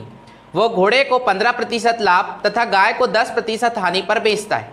प्रत्येक घोड़े का क्रय मूल्य ज्ञात करें यदि उसे कुल 375 का लाभ हो।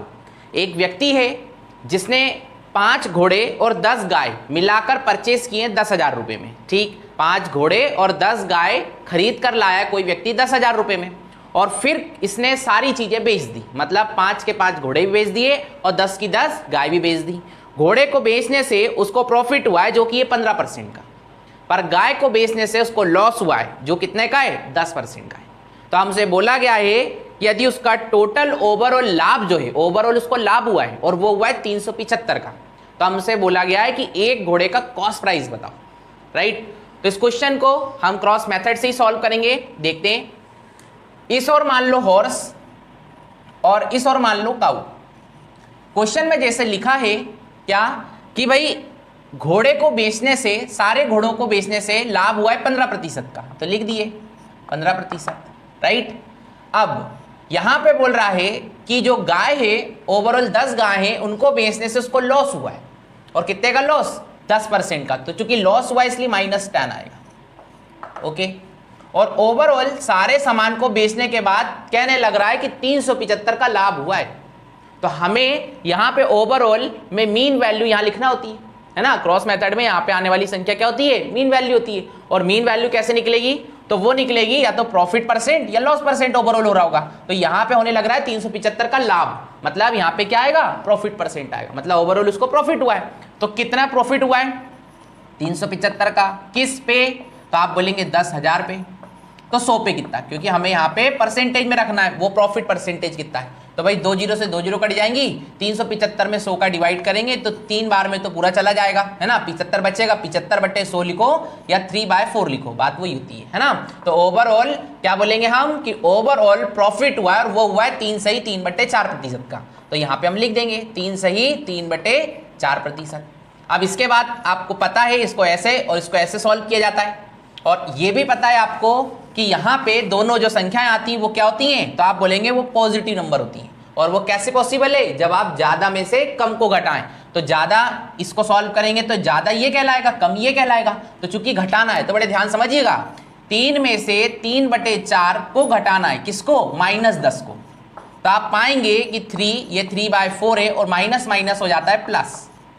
तो फिर आप इन दोनों को जोड़ दीजिए, क्योंकि ये तो कंप्लीट नंबर है ना। इसके आज को बोल सकते हैं 3 सही 3/4 को ऐसे ही लिखते हैं, 3 सही बोला है इसका मतलब प्लस ही होता है। तो 3 और 10 जुड़ेगा 13 हो जाएगा, और ये पूरा का पूरा 3/4। तो यहाँ पे हम लिख देंगे 13 3/4, पक्की बात।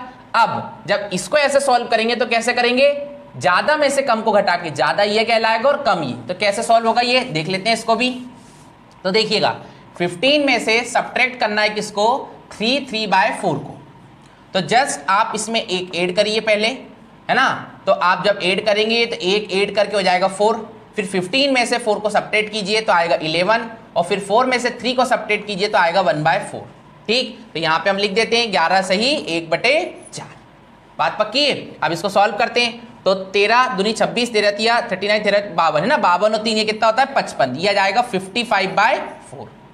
फिर ये रेशो, और ये कितना हो जाएगा, 4 का 11 से इंटू करेंगे 44, 44 में एक जोड़ेंगे 45। अब आप देख रहे हैं कि ये दोनों सेम है, कट जाएंगे इवन, इसको 5 से भी उड़ा दीजिए तो ये जाएगा 11 और ये आ जाएगा 9। तो रेशो कितना बन गया, 11/9।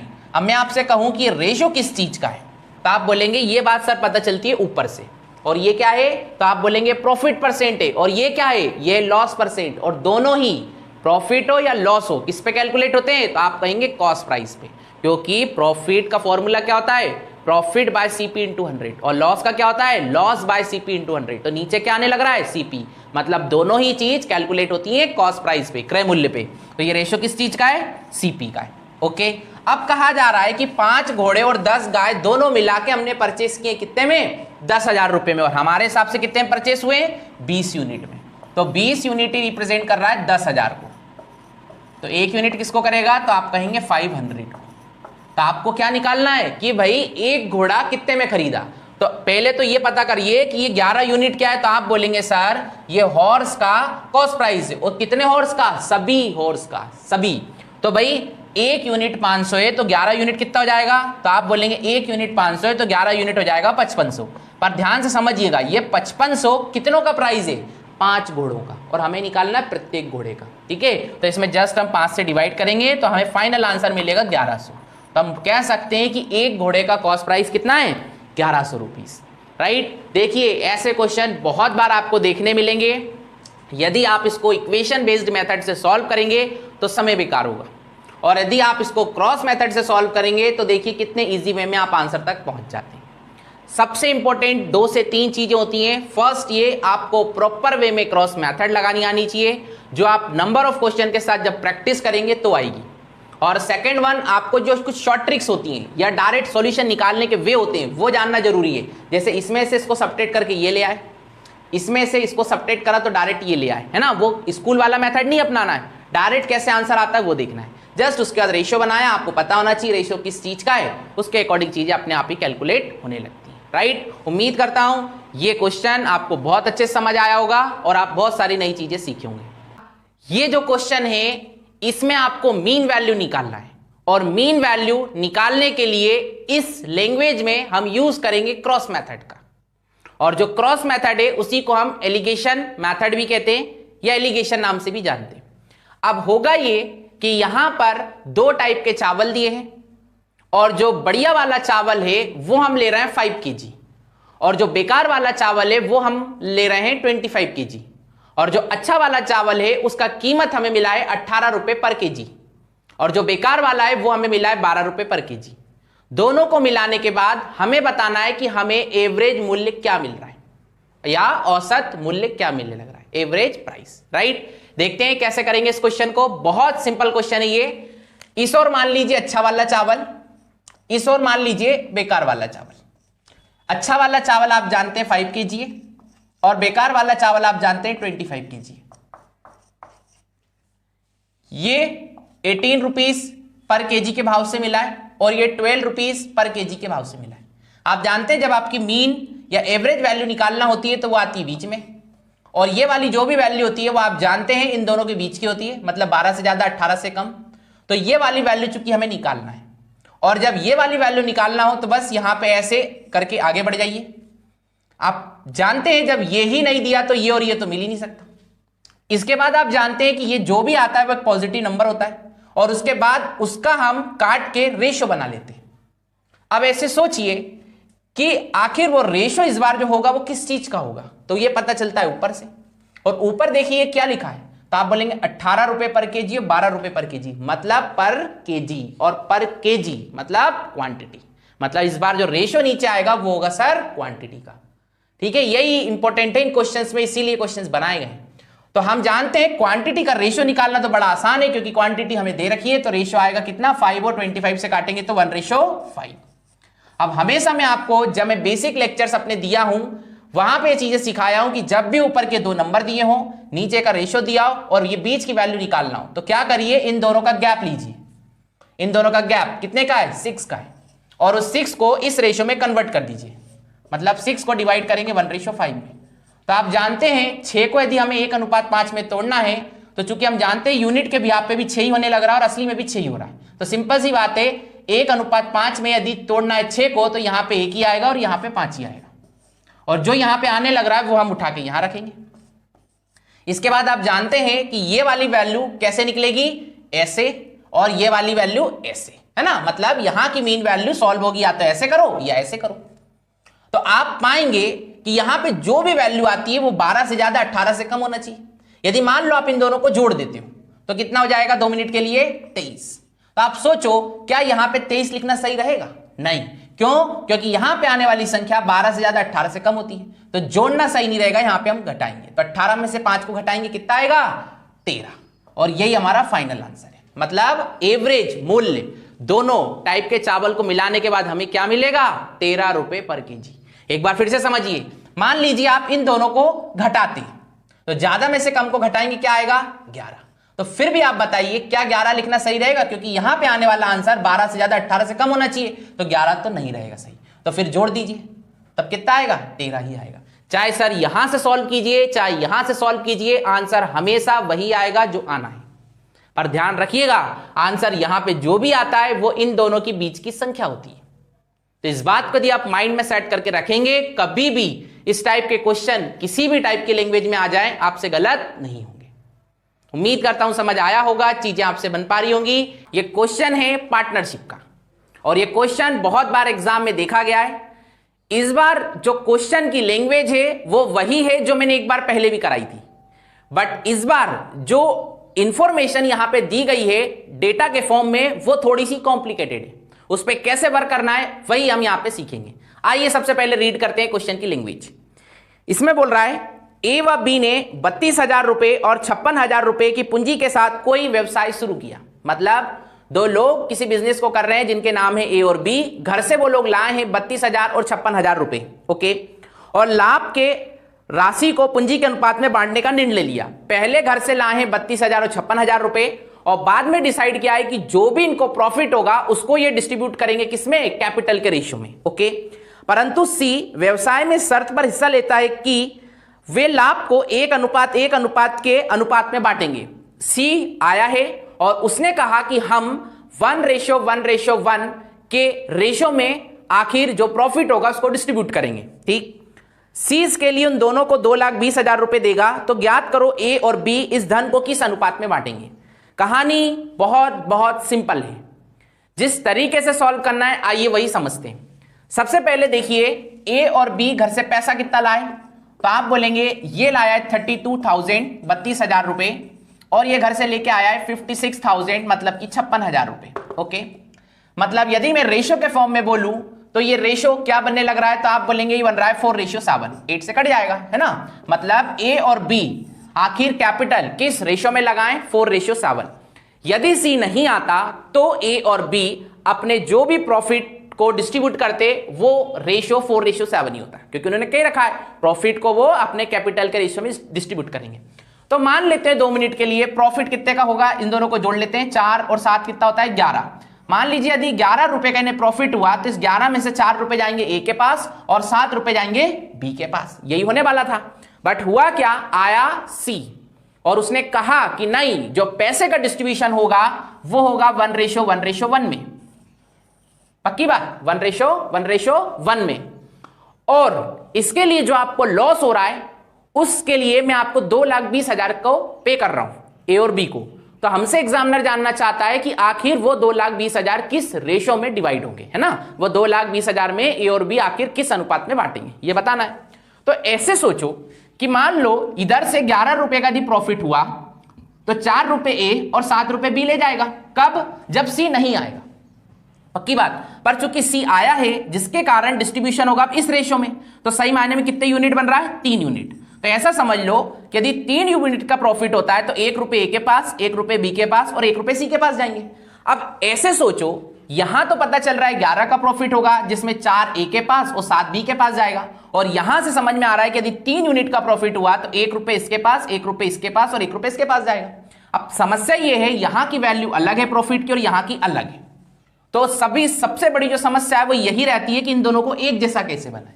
तो एक जैसा बनाने के लिए कुछ मत कीजिएगा, आपस में इधर उधर इंटू कर लीजिएगा। जैसे इधर 11 है ना, तो 11 का इंटू यहां करिए और उस 11 का इंटू यहां कर लीजिए। वैसे ही यहां पे 3 है तो 3 का इंटू यहां कर लीजिए और वैसे ही उस 3 का इंटू भी यहां कर लीजिए। ऐसा करने से आप पाएंगे कि यहां भी 33 हो गया, यहां भी 33 ही हुआ और यहां पे सब जगह पैसा हो गया 11, 11 और 11। और यहां भी आप देखेंगे 4 तिया 12 और 7 तिया 21। ठीक है, तो ये सारी चीजें बैलेंस हो गई और इस क्वेश्चन में इंपॉर्टेंट यही था जहां पे बच्चे बहुत बड़ी गलतियां कर जाते हैं कैलकुलेशन में। और इसको ध्यान रखिएगा, जैसा मैंने बताया है वैसे ही करिएगा। राइट, क्या बताया मैंने, 3 और 11 को एक जैसा बनाना था, तो जहां 3 था दूसरी तरफ वहां 3 का इंटू कर दिया और जहां 11 था उसकी दूसरी तरफ इधर 11 का इंटू कर दिया, और जहां से ये 3 और 11 निकल के आए वहां भी उन्हीं संख्याओं का इंटू कर दिया। ऐसा करने से सारी चीजें बैलेंस हो गई। अब ऐसे सोचो कि यदि सी नहीं आता तो ए को कितना मिलना था, 33 यूनिट में से 12 यूनिट, जबकि मिला कितना, 11 यूनिट। वैसे ही यदि सी नहीं आता तो बी को कितना मिलना था, 21 यूनिट, जबकि चूंकि सी आया जिसके कारण 21 यूनिट ना मिलके बी को कितना मिला, 11 यूनिट। तो यदि आप लॉस जानना चाहेंगे तो ए को कितने का हुआ है, 1 यूनिट का, और बी को कितने का हुआ है, 10 यूनिट का। तो बस जो इनको लॉस हुआ है उसी रेशो में ये मिले 2,20,000 को डिवाइड कर लेंगे। राइट, तो यदि कोई पूछता है कि 2,20,000 में ए और बी किस रेशो में पैसे को डिवाइड करेंगे तो आंसर है 1:10। और फिर से कहना चाहूंगा सब कुछ मेन इंपॉर्टेंट है ये 3 और 11 का कैलकुलेशन जिस पे ये क्वेश्चन को सेट किया गया है। उम्मीद करता हूं समझ आया होगा। बहुत ही सिंपल क्वेश्चन था, सबसे इंपॉर्टेंट था ए और बी का कैपिटल का रेशो, फिर इंपॉर्टेंट था कितने प्रॉफिट यूनिट में बन रहा है, मतलब प्रॉफिट कितने यूनिट का बन रहा है, फिर उसके बिहाफ पे हमने चीजों को देखा यहां से और फिर उसको मैनेज किया। तो उम्मीद करता हूं समझ आया होगा, चीजें आपसे बन पा रही होंगी। इस क्वेश्चन को सॉल्व करने के लिए हम एक फॉर्मूले का यूज करेंगे और वो फॉर्मूला है सही मायने में कंपेयर पे बेस्ड, क्योंकि यहां पर 2 चीजों का कंपेयर हो रहा है, एक नॉन स्टॉप स्पीड का और एक विद स्टॉप स्पीड का। तो हम यदि उस स्पीड का कंपेयर करना चाहते हैं तो कंपैरिजन होगा फास्टर स्पीड से, तब जाके क्वेश्चन सॉल्व होगा। सबसे पहले क्वेश्चन की जो लैंग्वेज है उसको रीड करते हैं। इसमें लिखा है बिना रुके बस की औसत चाल 54 किलोमीटर प्रति घंटा है और रुकने का समय मिलाकर बस की औसत चाल 45 किलोमीटर प्रति घंटा हो जाती है। ज्ञात करो कि बस प्रति घंटा कितने मिनट रुकती है। कहानी कुछ ऐसी है कि एक बस है, यदि वो नॉन स्टॉप चलती है, कहीं भी बीच में नहीं रुकती, तो उसका स्पीड मेंटेन हो रहा है कितना, 54 किलोमीटर पर आवर। पर यदि वो कहीं कहीं बीच में रुकती है और अपने सफर को तय करती है तो देखा गया है कि उसकी एवरेज स्पीड निकल के आ रही है 45 किलोमीटर पर आवर। तो हमको बताना है कि ये जो बस है ना, 1 घंटे में कितने मिनट का रेस्ट ले रही है या फिर 1 घंटे में कितने मिनट रुक रही है। ठीक, तो इस क्वेश्चन को सॉल्व करने के लिए आप एक डायरेक्ट फॉर्मूला इसका यूज करिए। वो फॉर्मूला है faster speed minus slower speed upon में फास्टर स्पीड और इंटू 60, क्योंकि 1 घंटे में बताना है कितने मिनट का रेस्ट है इसलिए।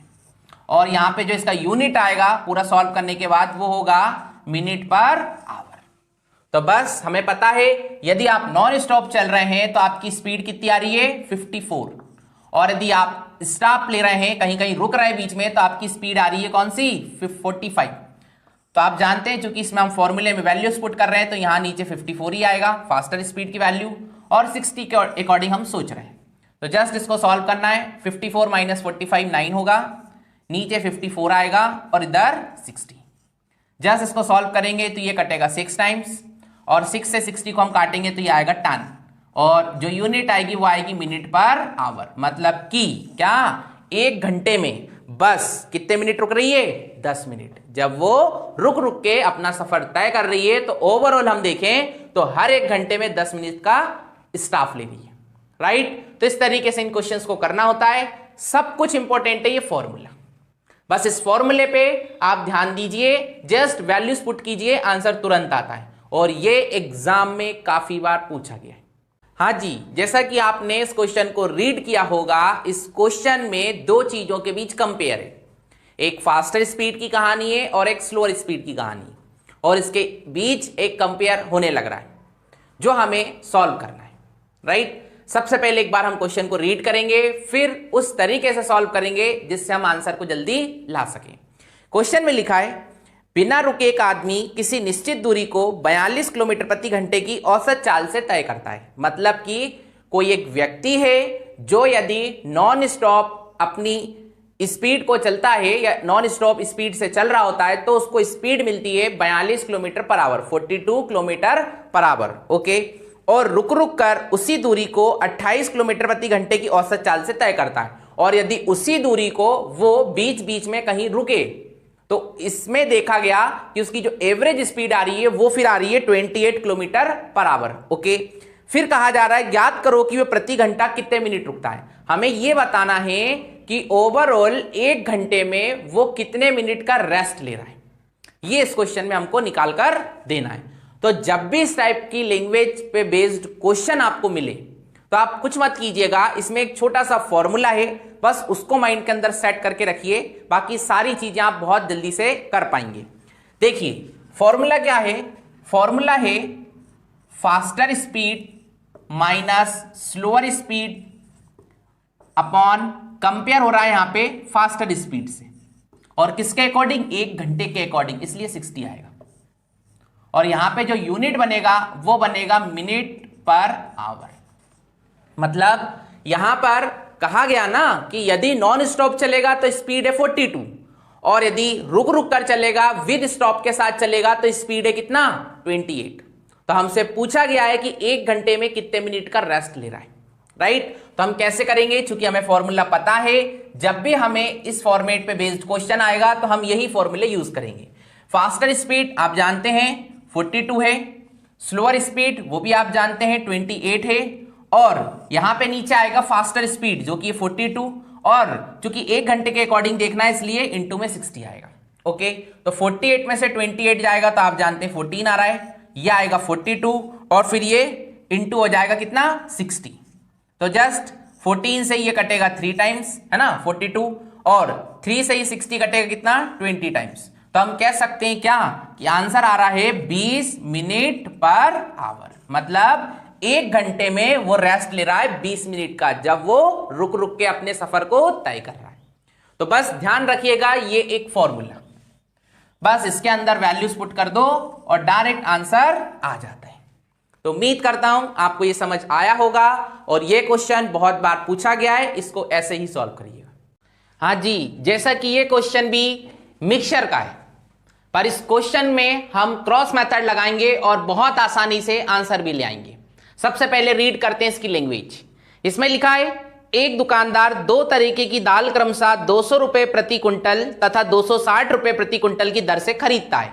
मतलब एक व्यक्ति जो दुकानदार है, दुकानदारी कर रहा है, उसने दो तरीके की दाल परचेस की है। पहली वाली की है 200 रुपए प्रति क्विंटल और दूसरी की है 260 रुपए प्रति क्विंटल के भाव से। ओके, फिर कह रहा है 52 कुंटल दूसरी तरह की दाल में पहली तरह की दाल कितनी मिलाई जाए कि मिश्रण को 300 रुपए प्रति क्विंटल बेचने पर 25% का लाभ हो। ओके, जो ये दाल खरीद के लाया है दोनों टाइप की, इसको मिक्स करना है। दूसरी वाली तो इसने डिसाइड कर ली 52 मतलब कुंटल में मिलाऊंगा। अब पहली वाली कह रहा है कि जो 200 रुपए प्रति क्विंटल भाव वाली दाल लाया हूं ये मैं कितने कुंटल मिलाऊं इस दूसरी वाली दाल में, ताकि ठीक है ना मुझे 25% का लाभ हो और मैं बेचूंगा 300 रुपए प्रति क्विंटल के भाव से। राइट, देखते हैं इस क्वेश्चन को क्रॉस मेथड से कैसे सॉल्व करते हैं। देखिए, इस और मान लीजिए फर्स्ट टाइप की दाल, इस और मान लीजिए सेकंड टाइप की दाल, और जो सेकंड टाइप की दाल है ये आप लेके आए 52 कुंटल, ऐसा क्वेश्चन में गिवन है। पहली वाली जो दाल लाए हैं वो लाए हैं 200 रुपए के भाव से, 200 रुपए प्रति क्विंटल, और दूसरी वाली लाए हैं 260 रुपए प्रति क्विंटल। ओके, यहां पे आप जानते हैं मीन वैल्यू आती है जब भी आप क्रॉस मेथड लगाते हैं, और ये मीन वैल्यू काय की होगी, तो जरा ध्यान से समझिएगा। ये क्या है, तो आप बोलेंगे कॉस्ट प्राइस पहली वाली दाल का, और ये कॉस्ट प्राइस दूसरी वाली दाल का, और यहां पे क्या आएगा मिक्स, मतलब दोनों दाल को मिलाने के बाद कॉस्ट प्राइस क्या बनेगा।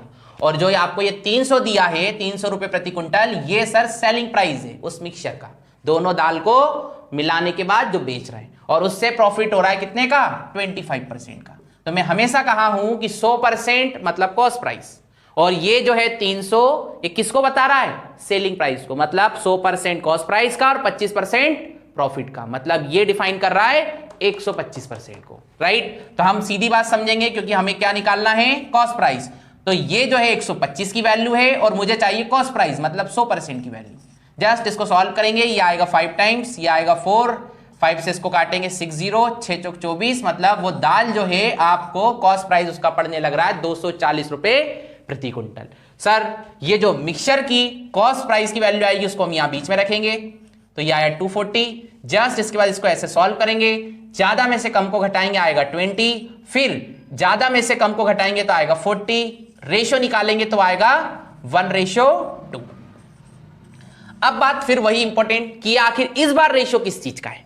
तो मैं हमेशा कहा हूं ये बात पता चलती ऊपर से, और जब ना पता चले तो इसका यूनिट देखो, तो आप बोलेंगे ये लिखा है 200 रुपए प्रति क्विंटल, मतलब ये क्वांटिटी का रेशो है। और किसकी क्वांटिटी, पहले और दूसरे वाले दाल की। अब सोचिए दूसरी वाली दाल तो हमारी इधर 2 यूनिट आ रही है, जबकि है कितनी है 52 कुंटल, तो 1 यूनिट कितना है 26, और हमें 1 यूनिट की वैल्यू चाहिए, मतलब जो फर्स्ट टाइप की जो दाल है जो आप 200 रुपए प्रति क्विंटल के भाव से लाए हैं वो आपको कितनी मिलानी होगी, 26 कुंटल। बात समझ रहे हो ना भाई, 2 यूनिट 52 है तो 1 यूनिट 26, और 1 यूनिट की वैल्यू ही निकालना है जो आएगी 26। तो उम्मीद करता हूं समझ आया होगा, और ये क्वेश्चन बहुत अच्छे से कर लीजिएगा क्योंकि ये काफी जगह पूछे जाते हैं। और इंपॉर्टेंट इसमें क्या है, 2 से 3 चीजें। पहला, ये मिक्सचर का कॉस्ट प्राइस निकालना जहां गलती होती है। दूसरी चीज, रेशो किस चीज का है, और तीसरी स्पीड के साथ करना होता है। राइट, इस तरीके से ही इन क्वेश्चंस को करिएगा ताकि स्पीड मेंटेन हो, समय पे आंसर आए और आप बहुत जल्दी सक्सेस हो जाएं। देखिए जैसे कि इस क्वेश्चन में लिखा है कि एक चिड़ियाघर है और जिसमें 2 टाइप के जानवर हैं जो कि ये हिरण और बतख। ठीक, यदि आप सारे सिरों की संख्या को काउंट करते हैं तो वो होने लग रही 180, और यदि आप सारे पैरों को काउंट करते हैं तो वो हो रहे हैं 448। ओके, हमको बोला जा रहा है कि हिरण टोटल कितने हैं ये बताइए। तो जब भी ऐसा आए कि भाई 2 टाइप के जानवर हों और ये जानवर हमेशा ऐसे रहेंगे जिनके एक जानवर के 2 पैर होंगे और दूसरे वाले के 4 पैर होंगे, सिरों की संख्या 180 दे रखी है, पैरों की संख्या 448 दे रखी है, हिरण की हमें संख्या बतानी है। तो जब भी ऐसा क्वेश्चन आए तो आप ऐसा मान लीजिए सारे जो हिरण हैं उनको H मान लो और सारे जो बतख हैं उनको B मान लो। तो आप जानते हैं फर्स्ट इक्वेशन डायरेक्ट बन जाएगी H + B = 180। भाई सारे हिरण को H मान लिए और सारे हिरण को हम, सारे बतखों को हम B के रिप्रेजेंट कर दिए, तो सारे हिरण जो है वो H हैं और सारी बतख जो है वो B हैं, तो H + B मिला के 180, जितने सिरों की संख्या उतने ही जानवर। ओके, दूसरी जो कंडीशन है वो पैरों की है, और पेयर कह रहे हैं 4 4 8 है, तो हम ऐसा मान लेते हैं सारी हिरण कितनी है, H है, और एक हिरण के कितने पेयर होते हैं, 4, तो भाई टोटल पेयर हिरणों के कितने हो गए, 4 इंटू H। वैसी एक बतख के 2 पेयर होते हैं और सारी बतखें हैं कितनी, B, तो हम उस हिसाब से 2B मान लिए सारे पेयर बतखों के, और उस हिसाब से टोटल कितना आ रहा है 4 4 8। क्योंकि इस बार आपको निकालना है हिरणों की संख्या, मतलब अपन को H को बनाए रखना और B को हटाना है। तो इधर देखिए B के साथ 2 है, उधर B के साथ कुछ भी नहीं है, तो इस फर्स्ट इक्वेशन में मैं 2 से मल्टीप्लाई करूंगा, इसमें काय से मल्टीप्लाई करूंगा, 2 से। और किस लिए कर रहा हूं, ताकि ये 2B कैंसिल हो जाए और H मुझे निकालना वही आ जाए।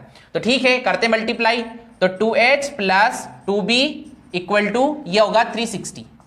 देन इसके बाद आप सब्ट्रैक्ट कर लीजिए, तो आप पाएंगे 4H में से 2H जाएगा, 2H बचेगा, 2B में से 2B माइनस का 10 कट गया, ये आने लग रहा है 88, और H की वैल्यू आ गई 44। H हमने स्टार्टिंग में बोला था टोटल हिरणों की संख्या, तो इस हिसाब से हम कह सकते हैं कि टोटल उस चिड़ियाघर में 180 जानवर में से हिरणों की संख्या कितनी है, 44।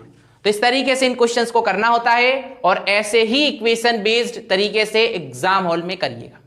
इस क्वेश्चन को ऑप्शन से भी सॉल्व कर सकते हैं, बट ऑप्शन हर बार सही तरीके से काम करे ये जरूरी नहीं है।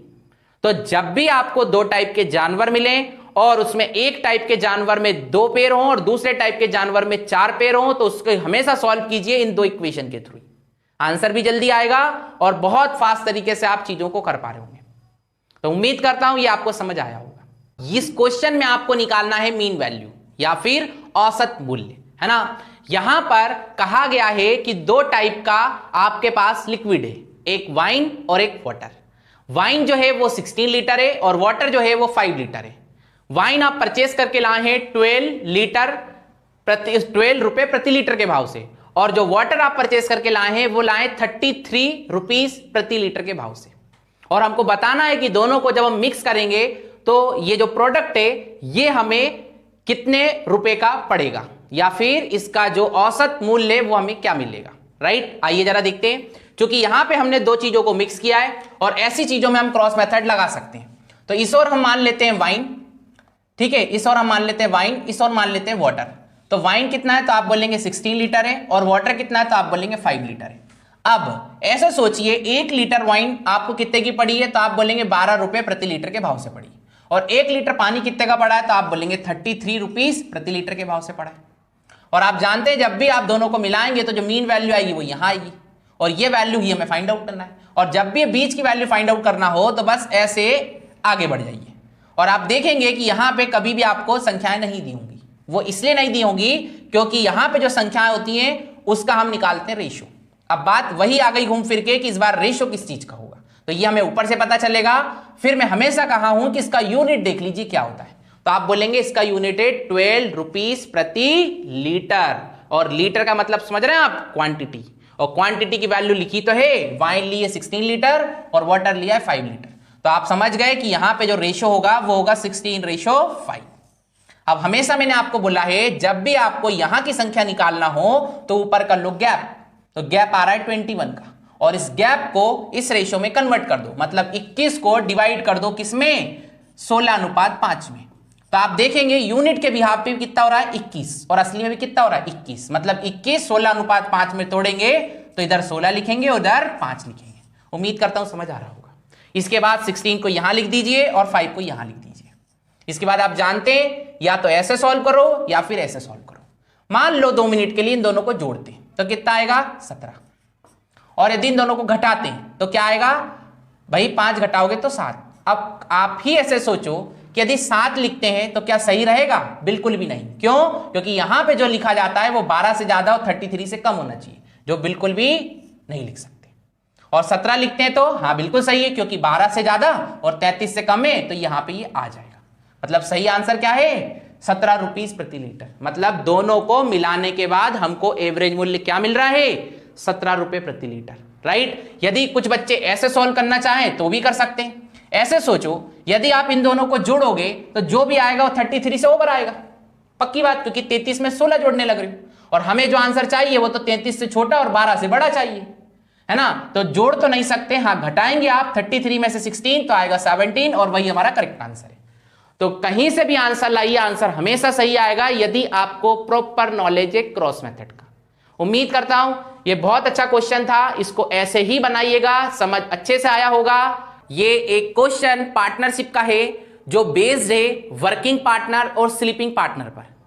सबसे पहले क्वेश्चन की लैंग्वेज को रीड करेंगे और फिर इसको उस तरीके सॉल्व करेंगे जो हमने पेपर हॉल में करके आना है। आइए, इसकी लैंग्वेज में लिखा है ए बी सी 3 साझेदार हैं जो अपने कैपिटल घर से लेके आए 8 लाख, 12 लाख और 15 लाख रुपए। एक बिजनेस हो रहा है जिसको 3 लोग मिलकर कर रहे हैं जिनके नाम है ए, बी और सी, और वो घर से पैसा लेके आए 8 लाख, 12 लाख और 15 लाख रुपए। उन्होंने निर्णय लिया है कि लाभ को राशि, एक सेकेंड, और उन्होंने निर्णय लिया कि लाभ की राशि को अपनी पूंजी के अनुपात में बांटेंगे। ओके, फिर लिखा है ए काम भी करता है और इसके लिए कुल लाभ का 12/1/2% सैलरी के रूप में लेता है। ठीक है, और यदि ए की कुल 5,200 रुपए व्यवसाय से मिलते हैं, ए को टोटल पैसा मिलता है 5,200, तो हमें कुल लाभ की राशि फाइंड आउट कर दी। ओके, बहुत सिंपल लैंग्वेज है। सबसे पहले कहानी कुछ इस तरीके से है कि 3 लोग हैं जिनके नाम है ए, बी और सी, घर से लेके आए 8 लाख, 12 लाख और 15 लाख रुपए। यदि सब कुछ ठीक रहता तो जो भी प्रॉफिट होता उसको सही मायने में कैपिटल के, जो कैपिटल है उसी रेशियो में डिस्ट्रीब्यूट करते, कैपिटल के रेशियो में ही इनका प्रॉफिट का डिस्ट्रीब्यूशन होता। पर चूंकि ए जो है वर्किंग है ना, या एक वर्किंग पार्टनर है या फिर इस बिजनेस में काम कर रहा है, इसलिए उसने डिसाइड किया कि भाई जो भी प्रॉफिट होगा सबसे पहले उसका 12/2% काय में जाएगा, वो उसकी सैलरी के रूप में जाएगा, और फिर जो रिमेनिंग अमाउंट होगा वो डिस्ट्रीब्यूट होगा कैपिटल के रेशियो में। ठीक है, तो हमें बोला गया ए का जो टोटल जो मतलब बना है पैसा वो बना है 5,200 रुपए, है ना, प्रॉफिट से। तो हमें टोटल प्रॉफिट फाइंड आउट करना है। तो देखिए, सबसे पहले मैं डायरेक्ट कुछ चीजें लिखूंगा। ए, बी और सी के सही मायने में कैपिटल का रेशियो क्या है, तो आप बोलेंगे ए लाया घर से 8 लाख, ये लाया 12 लाख और ये लाया 15 लाख। तो हम पाएंगे कि जो कैपिटल का रेशियो होगा वो क्या होगा, तो आप बोलेंगे 8:12:15। ओके, यदि सारी चीजें ठीक रहती और ये अपने पूरे पैसे को कैपिटल के रूप में ही डिवाइड करते तो रेशियो इसी में बनता, है ना। पर चूंकि कहा गया ए चूंकि वर्किंग में है और जो टोटल प्रॉफिट हुआ है उसका 12/1/2% वो सैलरी के रूप में लेगा, तो 12/1/2% की फ्रैक्शन क्या बनेगी, तो आप पाएंगे ये बनेगी 1/8। इसका मीन ये है यदि 8 यूनिट का क्या हो टोटल प्रॉफिट, तो उसमें से 1 यूनिट बनेगी ए की सैलरी। सही है, तो फिर रिमेनिंग अमाउंट कितना रह जाएगा भाई, 8 यूनिट में से 1 यूनिट ए की सैलरी के रूप में चला जाएगा, तो पैसा बनेगा कितना, फिर बचा हुआ 7 यूनिट, और वो जो 7 यूनिट पैसा है वो डिस्ट्रीब्यूट होगा इस रेशियो में। अब थोड़ी सी आप समस्या फील करेंगे कि यार इस में 7 यूनिट को डिस्ट्रीब्यूट करना तो बहुत मुश्किल टास्क है, तो एक शॉर्टकट समझिएगा, इन तीनों का सम कीजिए तो आप पाएंगे वो आएगा 35 यूनिट। तो आप ऐसे सोचो, ये 7 यूनिट क्या 35 यूनिट बन सकता है, तो बिल्कुल बन सकता है भाई, आखिर ये पैसा डिस्ट्रीब्यूट होना इस रेशियो में, और चूंकि 7 यूनिट को इस रेशियो में डिस्ट्रीब्यूट करना थोड़ा मुश्किल टास्क है, तो मैं क्या कर रहा हूं, इन तीनों का मैंने सम देखा तो आया 35, और फिर मैंने सोचा कि क्या हम इन दोनों को एक जैसा बना सकते हैं, तो हम बना सकते हैं। 7 को 35, 5 से इंटू कर देते हैं। तो ध्यान रखिएगा, ये 7 जहां से निकल के आए वहां सब भी 5 का इंटू होगा, तो ये 7 निकल के आए सही मायने में इधर से, तो यहां पे भी 5 का इंटू होगा और यहां पे भी 5 का इंटू होगा। ये क्वेश्चन जो बने हैं सिर्फ इन्हीं चीजों पे काम करने के लिए बने हैं, और यही सबसे मेन इंपॉर्टेंट है। मैं फिर से समझा रहा हूं, देखिए अब कहलाएगा कि टोटल प्रॉफिट है कितने का, 8 × 5 मतलब 40 यूनिट का, और इस 40 यूनिट में से 5 यूनिट क्या है, ए की सैलरी, और जो रिमेनिंग है 35 यूनिट वो सही मायने में डिस्ट्रीब्यूट हुआ है 8:12:15 में।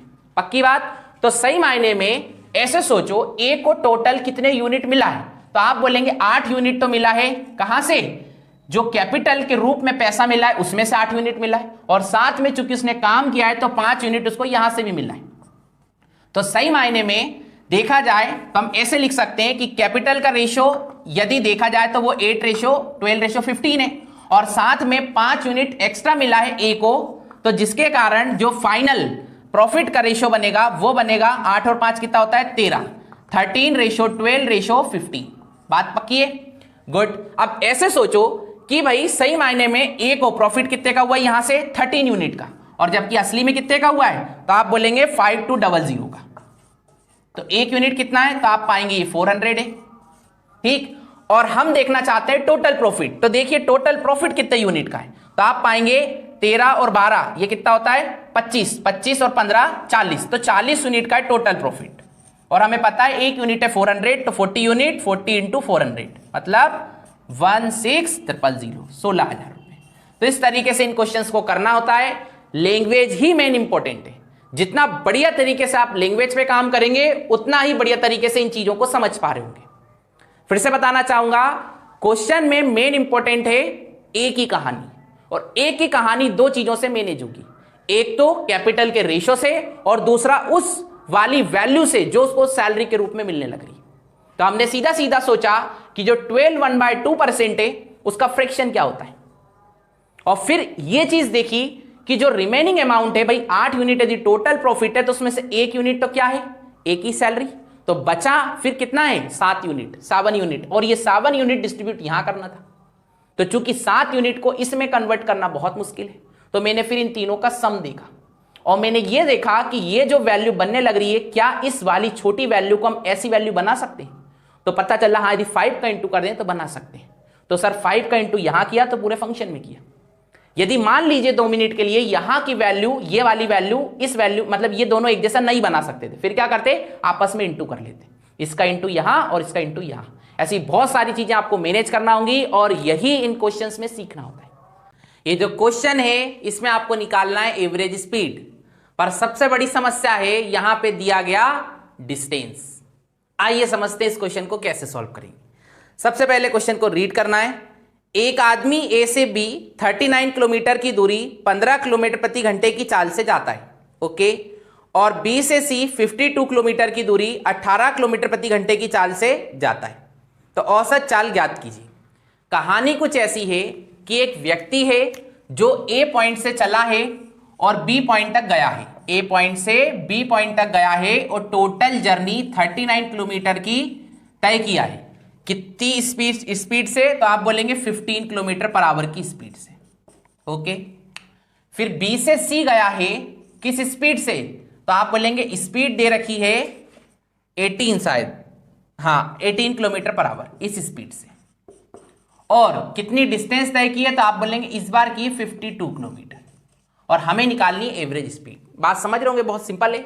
यहां से यहां गया है इस डिस्टेंस इस स्पीड से, और यहां से यहां गया है इस डिस्टेंस इस स्पीड से। बात पक्की है। अब इस बार निकालना क्या है, इस बार निकालना एवरेज स्पीड, और जब भी एवरेज स्पीड निकालना होता है हमेशा मैं कहा हूं कि जो स्पीड है बस उस पर ध्यान दीजिए। क्वेश्चन में दिए गए डिस्टेंस और टाइम को भूल जाइए। पर जब डिस्टेंस अलग अलग हो तो वहां का जो रेशो है ना उसका ध्यान रखना जरूरी है, और यही इस क्वेश्चन में खास है। फिर से समझिए बात को, क्या कह रहा हूं मैं, कि जब भी आपको एवरेज स्पीड निकालना हो तो क्वेश्चन में जो स्पीड दी है बस उसका यूज कीजिए। क्वेश्चन में दिए गए डिस्टेंस और टाइम का तो यूज मत करिए, टाइम दिया ही नहीं है, जो डिस्टेंस दिया उसका यूज मत करिए। पर यदि डिस्टेंस अलग अलग है तो उसका रेशो जरूर पहचान लीजिए। तो आप बोलेंगे रेशो आ रहा है 3/4। बात पक्की है। अब कैसे सॉल्व होगा जरा मैं आपको समझाता हूं। हमेशा मैंने कहा है कि जब भी एवरेज स्पीड निकालना हो तो क्वेश्चन में जो स्पीड दी हो उसका लो एलसीएम, जिससे आएगी एक डिस्टेंस। तो 15 और 18 का एलसीएम लेंगे तो वो आएगा बच्चे 90। तो हम मान लिए हैं कि 90 किलोमीटर एक डिस्टेंस। पर बात यह है चूंकि ए से बी की अलग डिस्टेंस है और बी से सी की अलग डिस्टेंस है, और हम अपनी तरफ से जो डिस्टेंस माने वो 90 के अकॉर्डिंग सेट किए, या फिर 15 और 18 का एलसीएम लिए 90।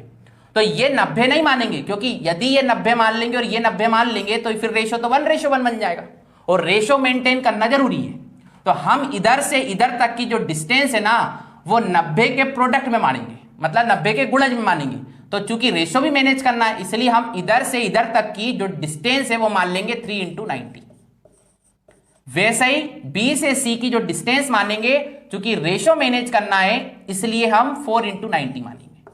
और ऐसा क्यों कर रहे हैं मैं आपको वो भी समझाता हूं। वो इसलिए कर रहे हैं कि ए से बी इस डिस्टेंस को तय करने में इस स्पीड से कितना समय लगेगा ये पता चल जाए। तो आप पाएंगे कि यदि इस डिस्टेंस में इस स्पीड से मैं डिवाइड करूंगा तो 15 दूनी 30, 15 तिया 45, 15 चौक 60, 15 छक्की 90, 6 तिया 18। तो आप बोलेंगे 18 घंटे लगेंगे ए से बी में जाने में। पक्की बात। वैसे ही यदि ये डिस्टेंस रही और ये स्पीड रही तो टाइम कितना लगेगा? तो आप बोलेंगे कि 18 पंचे होता है 90 और 5 चौक होता है 20, तो 20 घंटे लगेंगे। अब हमें निकालना है एवरेज स्पीड, तो आप जानते हैं एवरेज स्पीड का फॉर्मूला होता है total distance upon total time. तो ए से बी तक की डिस्टेंस कितनी है? तो 9 × 27 270 किलोमीटर, और बी से सी तक की डिस्टेंस कितनी है? तो 9 दूनी 18 मतलब 36 360 किलोमीटर। और टोटल टाइम तो आप बोलेंगे ए से बी जाने में लगे 18 घंटे और बी से सी जाने में लगे 20 घंटे। तो जस्ट इसको हम सॉल्व करेंगे तो ये आएगा 6 दूनी 12 और 1 13 0, और ये 630 और ये 18 दूनी 36 और 40 38 है ना, तो ये आ गया किलोमीटर पर आवर। तो ये हमारी एवरेज स्पीड है।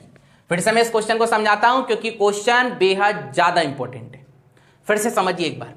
कहानी कुछ ऐसी थी कि दो व्यक्ति थे, व्यक्ति एक था पर वो चला दो तरीके से। ए से बी 39 किलोमीटर, बी से सी 52 किलोमीटर, और ए से बी जाने में 15 किलोमीटर पर आवर की स्पीड रखी और बी से सी जाने में 18 किलोमीटर पर आवर की स्पीड रखी। और हमको बोला गया कि पूरी जर्नी में एवरेज स्पीड बताइए क्या मिलेगी। हम जानते हैं एवरेज स्पीड का फॉर्मूला होता है total distance upon total time. मैंने एक बात हमेशा आपको सिखा रखी है कि जब भी क्वेश्चन में एवरेज स्पीड निकालना हो तो क्वेश्चन में दी गई सिर्फ स्पीड का यूज कीजिए, क्वेश्चन में दिए गए टाइम और डिस्टेंस का बिल्कुल यूज मत कीजिए। पर जब भी डिस्टेंस और टाइम अलग हो तो उसमें जो रेशो बनने लग रहा उन चीज का, उसको जरूर मैनेज करना होगा। तो हम क्या किए, 15-18 का पहले एलसीएम लिए 90 आया, फिर चूंकि हमें रेशो को मैनेज करना था 39-52 के जो 3/4 है, इसलिए हम ए से बी की डिस्टेंस मान लिए 3 × 90 और बी से सी की डिस्टेंस मान लिए 4 × 90। और हम जानते हैं ये डिस्टेंस है, ये स्पीड है, तो ये टाइम लगेगा, ये डिस्टेंस है, ये स्पीड है, तो ये टाइम लगेगा। और उसके बाद just total distance upon total time just solve किया, आंसर आपके सामने। ऐसे ढेरों क्वेश्चन एग्जाम हॉल में आपको मिलेंगे, इनसे आपको टेंशन नहीं लेना है, पहले इसको समझना है कि ये चीजें मैनेज हो तो हो कैसे रही। और सबसे इंपॉर्टेंट बात, हम इस मेथड का इसलिए यूज कर रहे हैं ताकि हम स्पीड को मैनेज कर पाए। बात समझ आ रही होगी, चीजें आप सीख रहे होंगे और उम्मीद है बातें भी आप बहुत अच्छे से समझ पाए होंगे। इस वीडियो में इतना ही रखता हूं, ऐसे ढेरों मेरे वीडियो आते रहेंगे, बने रहिए मेरे चैनल के साथ। Thank you.